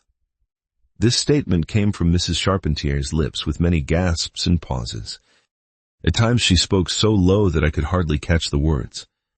I made shorthand notes of all that she said, however, so that there should be no possibility of a mistake. "It's quite exciting," said Sherlock Holmes with a yawn. "What happened next?" When Mrs. Charpentier paused, the detective continued, I saw that the whole case hung upon one point. Fixing her with my eye in a way which I always found effective with women, I asked her at what hour her son returned. "I do not know," she answered. "Not know?" "No, he has a latchkey and he let himself in." "After you went to bed?" "Yes." "When did you go to bed?" "About 11. "So your son was gone at least 2 hours?" "Yes." "Possibly 4 or 5. "Yes." "What was he doing during that time?" "I do not know," she answered, turning white to her very lips. Of course, after that there was nothing more to be done. I found out where Lieutenant Charpentier was, took 2 officers with me, and arrested him. When I touched him on the shoulder and warned him to come quietly with us, he answered us as bold as brass. "I suppose you are arresting me for being concerned in the death of that scoundrel Drebber," he said. We had said nothing to him about it, so that his alluding to it had a most suspicious aspect. "Very," said Holmes. He still carried the heavy stick which the mother described him as having with him when he followed Drebber. It was a stout oak cudgel. "What is your theory, then?" "Well, my theory is that he followed Drebber as far as the Brixton road. When there, A fresh altercation arose between them, in the course of which Drebber received a blow from the stick, in the pit of the stomach perhaps, which killed him without leaving any mark. The night was so wet that no one was about, so Charpentier dragged the body of his victim into the empty house. As to the candle, and the blood, and the writing on the wall, and the ring, they may all be so many tricks to throw the police on to the wrong scent. "Well done," said Holmes in an encouraging voice. "Really, Gregson, you are getting along. We shall make something of you yet." "I flatter myself that I have managed it rather neatly," the detective answered proudly. The young man volunteered a statement in which he said that after following Drebber some time, the latter perceived him and took a cab in order to get away from him. On his way home, he met an old shipmate and took a long walk with him. On being asked where this old shipmate lived, he was unable to give any satisfactory reply. I think the whole case fits together uncommonly well. What amuses me is to think of Lestrade, who had started off upon the wrong scent. I am afraid he won't make much of it. Why, by Jove, here's the very man himself." It was indeed Lestrade, who had ascended the stairs while we were talking, and who now entered the room. The assurance and jauntiness which generally marked his demeanor and dress were, however, wanting. His face was disturbed and troubled, while his clothes were disarranged and untidy. He had evidently come with the intention of consulting with Sherlock Holmes, for on perceiving his colleague, he appeared to be embarrassed and put out. He stood in the center of the room, fumbling nervously with his hat and uncertain what to do. "This is a most extraordinary case," he said at last, "a most incomprehensible affair." "Ah, you find it so, Mr. Lestrade," cried Gregson triumphantly. "I thought you would come to that conclusion. Have you managed to find the secretary, Mr. Joseph Stangerson?" "The secretary, Mr. Joseph Stangerson," said Lestrade gravely, "was murdered at Halliday's private hotel about 6 o'clock this morning." Light in the darkness. The intelligence with which Lestrade greeted us was so momentous and so unexpected that we were all three fairly dumbfounded. Gregson sprang out of his chair and upset the remainder of his whiskey and water.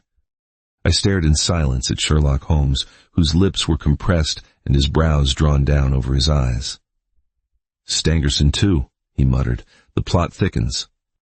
"It was quite thick enough before," grumbled Lestrade, taking a chair. "I seem to have dropped into a sort of council of war." Are you sure of this piece of intelligence?" stammered Gregson. "I have just come from his room," said Lestrade. "I was the first to discover what had occurred." "We have been hearing Gregson's view of the matter," Holmes observed. "Would you mind letting us know what you have seen and done?" "I have no objection," Lestrade answered, seating himself. "I freely confess that I was of the opinion that Stangerson was concerned in the death of Drebber. This fresh development has shown me that I was completely mistaken. Full of the one idea, I set myself to find out what had become of the secretary. They had been seen together at Euston Station about 8:30 on the evening of the 3rd. At 2 a.m, Drebber had been found in the Brixton Road. The question which confronted me was to find out how Stangerson had been employed between 8:30 and the time of the crime, and what had become of him afterwards. I telegraphed to Liverpool, giving a description of the man, and warning them to keep a watch upon the American boats. I then set to work calling upon all the hotels and lodging-houses in the vicinity of Euston. You see, I argued that if Drebber and his companion had become separated, the natural course for the latter would be to put up somewhere in the vicinity for the night, and then to hang about the station again next morning. "They would be likely to agree on some meeting place beforehand," remarked Holmes. So it proved. I spent the whole of yesterday evening in making inquiries entirely without avail. This morning I began very early, and at 8 o'clock I reached Halliday's private hotel in Little George Street. On my inquiry as to whether a Mr. Stangerson was living there, they at once answered me in the affirmative. "No doubt you are the gentleman whom he was expecting," they said. "He has been waiting for a gentleman for 2 days. "Where is he now?" I asked. "He is upstairs in bed. He wished to be called at 9. "I will go up and see him at once," I said. It seemed to me that my sudden appearance might shake his nerves and lead him to say something unguarded. The boots volunteered to show me the room. It was on the second floor, and there was a small corridor leading up to it. The boots pointed out the door to me, and was about to go downstairs again when I saw something that made me feel sickish, in spite of my 20 years' experience. From under the door there curled a little red ribbon of blood, which had meandered across the passage and formed a little pool along the skirting at the other side. I gave a cry which brought the boots back. He nearly fainted when he saw it. The door was locked on the inside, but we put our shoulders to it and knocked it in. The window of the room was open, and beside the window, all huddled up, lay the body of a man in his nightdress. He was quite dead, and had been for some time, for his limbs were rigid and cold. When we turned him over, the boots recognized him at once as being the same gentleman who had engaged the room under the name of Joseph Stangerson. The cause of death was a deep stab in the left side, which must have penetrated the heart. And now comes the strangest part of the affair. What do you suppose was above the murdered man? I felt a creeping of the flesh and a presentiment of coming horror, even before Sherlock Holmes answered. The word rake written in letters of blood, he said. That was it, said Lestrade in an awestruck voice, and we were all silent for a while. There was something so methodical and so incomprehensible about the deeds of this unknown assassin that it imparted a fresh ghastliness to his crimes. My nerves, which were steady enough on the field of battle, tingled as I thought of it. The man was seen, continued Lestrade. A milk boy, passing on his way to the dairy, happened to walk down the lane which leads from the mews at the back of the hotel. He noticed that a ladder, which usually lay there, was raised against one of the windows of the second floor, which was wide open. After passing, he looked back and saw a man descend the ladder. He came down so quietly and openly that the boy imagined him to be some carpenter or joiner at work in the hotel. He took no particular notice of him, beyond thinking in his own mind that it was early for him to be at work. He has an impression that the man was tall, had a reddish face, and was dressed in a long brownish coat. He must have stayed in the room some little time after the murder, for we found blood-stained water in the basin where he had washed his hands and marks on the sheets where he had deliberately wiped his knife. I glanced at Holmes on hearing the description of the murderer, which tallied so exactly with his own. There was, however, no trace of exultation or satisfaction upon his face. "Did you find nothing in the room which could furnish a clue to the murderer?" he asked. "Nothing." Stangerson had Drebber's purse in his pocket, but it seems that this was usual, as he did all the paying. There was 80-odd pounds in it, but nothing had been taken. Whatever the motives of these extraordinary crimes, robbery is certainly not one of them. There were no papers or memoranda in the murdered man's pocket, except a single telegram, dated from Cleveland about a month ago, and containing the words, J. H is in Europe. There was no name appended to this message. "And there was nothing else?" Holmes asked. "Nothing of any importance." The man's novel, with which he had read himself to sleep, was lying upon the bed, and his pipe was on a chair beside him. There was a glass of water on the table, and on the window-sill a small chip ointment box containing a couple of pills. Sherlock Holmes sprang from his chair with an exclamation of delight. "The last link," he cried exultantly. "My case is complete." The two detectives stared at him in amazement. "I have now in my hands," my companion said confidently, "all the threads which have formed such a tangle. There are, of course, details to be filled in, but I am as certain of all the main facts, from the time that Drebber parted from Stangerson at the station, up to the discovery of the body of the latter, as if I had seen them with my own eyes. I will give you a proof of my knowledge. Could you lay your hand upon those pills?" "I have them," said Lestrade, producing a small white box. "I took them, and the purse and the telegram, intending to have them put in a place of safety at the police station. It was the merest chance my taking these pills, for I am bound to say that I do not attach any importance to them." "Give them here," said Holmes. "Now, doctor," turning to me, "are those ordinary pills?" They certainly were not. They were of a pearly gray color, small, round, and almost transparent against the light. "From their lightness and transparency, I should imagine that they are soluble in water," I remarked. "Precisely so," answered Holmes. Now would you mind going down and fetching that poor little devil of a terrier, which has been bad so long, and which the landlady wanted you to put out of its pain yesterday? I went downstairs and carried the dog upstairs in my arms. Its labored breathing and glazing eye showed that it was not far from its end. Indeed, its snow-white muzzle proclaimed that it had already exceeded the usual term of canine existence.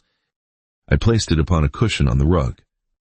"I will now cut one of these pills in two," said Holmes, and drawing his penknife, he suited the action to the word. "One half we return into the box for future purposes. The other half I will place in this wineglass, in which is a teaspoonful of water. You perceive that our friend the doctor is right, and that it readily dissolves." "This may be very interesting," said Lestrade, in the injured tone of one who suspects that he is being laughed at. "I cannot see, however, what it has to do with the death of Mr. Joseph Stangerson." "Patience, my friend, patience. You will find in time that it has everything to do with it. I shall now add a little milk to make the mixture palatable, and on presenting it to the dog, we find that he laps it up readily enough." As he spoke, he turned the contents of the wineglass into a saucer and placed it in front of the terrier, who speedily licked it dry. Sherlock Holmes's earnest demeanor had so far convinced us that we all sat in silence, watching the animal intently and expecting some startling effect. None such appeared, however. The dog continued to lie stretched upon the cushion, breathing in a labored way, but apparently neither the better nor the worse for its draught. Holmes had taken out his watch, and as minute followed minute without result, an expression of the utmost chagrin and disappointment appeared upon his features. He gnawed his lip, drummed his fingers upon the table, and showed every other symptom of acute impatience. So great was his emotion that I felt sincerely sorry for him, while the two detectives smiled derisively, by no means displeased at this check which he had met. "It can't be a coincidence," he cried, at last springing from his chair and pacing wildly up and down the room. "It is impossible that it should be a mere coincidence. The very pills which I suspected in the case of Drebber are actually found after the death of Stangerson. And yet they are inert. What can it mean? Surely my whole chain of reasoning cannot have been false. It is impossible. And yet this wretched dog is none the worse. Ah, I have it! I have it!" With a perfect shriek of delight, he rushed to the box, cut the other pill in two, dissolved it, added milk, and presented it to the terrier. The unfortunate creature's tongue seemed hardly to have been moistened in it before it gave a convulsive shiver in every limb, and lay as rigid and lifeless as if it had been struck by lightning. Sherlock Holmes drew a long breath and wiped the perspiration from his forehead. "I should have more faith," he said. "I ought to know by this time that when a fact appears to be opposed to a long train of deductions, it invariably proves to be capable of bearing some other interpretation. Of the two pills in that box, one was of the most deadly poison, and the other was entirely harmless.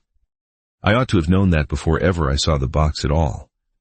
This last statement appeared to me to be so startling that I could hardly believe that he was in his sober senses. There was the dead dog, however, to prove that his conjecture had been correct. It seemed to me that the mists in my own mind were gradually clearing away, and I began to have a dim, vague perception of the truth. "All this seems strange to you," continued Holmes, "because you failed at the beginning of the inquiry to grasp the importance of the single real clue which was presented to you. I had the good fortune to seize upon that, and everything which has occurred since then has served to confirm my original supposition, and, indeed, was the logical sequence of it. Hence, things which have perplexed you and made the case more obscure have served to enlighten me and to strengthen my conclusions. It is a mistake to confound strangeness with mystery. The most commonplace crime is often the most mysterious, because it presents no new or special features from which deductions may be drawn. This murder would have been infinitely more difficult to unravel had the body of the victim been simply found lying in the roadway without any of those outre and sensational accompaniments which have rendered it remarkable. These strange details, far from making the case more difficult, have really had the effect of making it less so. Mr. Gregson, who had listened to this address with considerable impatience, could contain himself no longer. "Look here, Mr. Sherlock Holmes," he said. "We are all ready to acknowledge that you are a smart man and that you have your own methods of working. We want something more than mere theory and preaching now, though. It is a case of taking the man. I have made my case out, and it seems I was wrong. Young Charpentier could not have been engaged in this second affair. Lestrade went after his man, Stangerson, and it appears that he was wrong too. You have thrown out hints here and hints there and seem to know more than we do. But the time has come when we feel that we have a right to ask you straight how much you do know of the business. Can you name the man who did it?" "I cannot help feeling that Gregson is right, sir," remarked Lestrade. "We have both tried, and we have both failed. You have remarked more than once since I have been in the room that you had all the evidence which you require. Surely you will not withhold it any longer. Any delay in arresting the assassin, I observed, might give him time to perpetrate some fresh atrocity. Thus pressed by us all, Holmes showed signs of irresolution. He continued to walk up and down the room with his head sunk on his chest and his brows drawn down, as was his habit when lost in thought. "There will be no more murders," he said at last, stopping abruptly and facing us. "You can put that consideration out of the question. You have asked me if I know the name of the assassin. I do. The mere knowing of his name is a small thing, however, compared with the power of laying our hands upon him. This I expect very shortly to do. I have good hopes of managing it through my own arrangements, but it is a thing which needs delicate handling, for we have a shrewd and desperate man to deal with, who is supported, as I have had occasion to prove, by another who is as clever as himself. As long as this man has no idea that anyone can have a clue, there is some chance of securing him, but if he had the slightest suspicion, he would change his name and vanish in an instant among the 4 million inhabitants of this great city. Without meaning to hurt either of your feelings, I am bound to say that I consider these men to be more than a match for the official force, and that is why I have not asked your assistance. If I fail, I shall, of course, incur all the blame due to this omission, but that I am prepared for. At present, I am ready to promise that the instant that I can communicate with you without endangering my own combinations, I shall do so."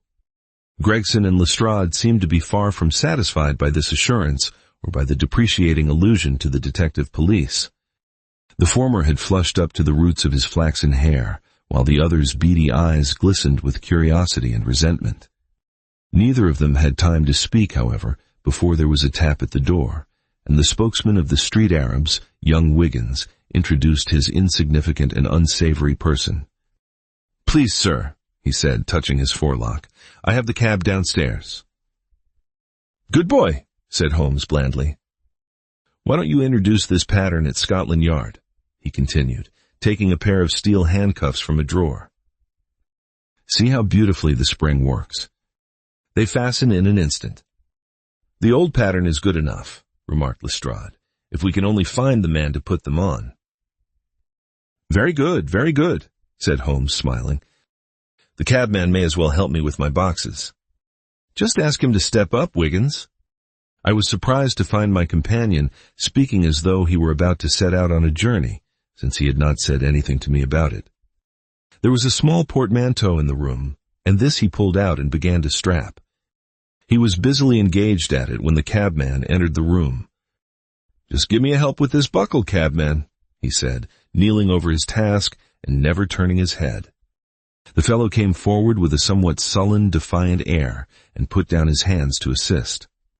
At that instant there was a sharp click, the jangling of metal, and Sherlock Holmes sprang to his feet again. "Gentlemen," he cried with flashing eyes, "let me introduce you to Mr. Jefferson Hope, the murderer of Enoch Drebber and of Joseph Stangerson." The whole thing occurred in a moment, so quickly that I had no time to realize it. I have a vivid recollection of that instant, of Holmes's triumphant expression and the ring of his voice, of the cabman's dazed, savage face as he glared at the glittering handcuffs which had appeared as if by magic upon his wrists. For a second or two we might have been a group of statues. Then, with an inarticulate roar of fury, the prisoner wrenched himself free from Holmes's grasp and hurled himself through the window. Woodwork and glass gave way before him, but before he got quite through, Gregson, Lestrade, and Holmes sprang upon him like so many staghounds. He was dragged back into the room and then commenced a terrific conflict. So powerful and so fierce was he that the four of us were shaken off again and again. He appeared to have the convulsive strength of a man in an epileptic fit. His face and hands were terribly mangled by his passage through the glass, but loss of blood had no effect in diminishing his resistance. It was not until Lestrade succeeded in getting his hand inside his neckcloth and half strangling him that we made him realize that his struggles were of no avail, and even then we felt no security until we had pinioned his feet as well as his hands. That done, we rose to our feet breathless and panting. "We have his cab," said Sherlock Holmes. "It will serve to take him to Scotland Yard. And now, gentlemen," he continued with a pleasant smile, "we have reached the end of our little mystery. You are very welcome to put any questions that you like to me now, and there is no danger that I will refuse to answer them."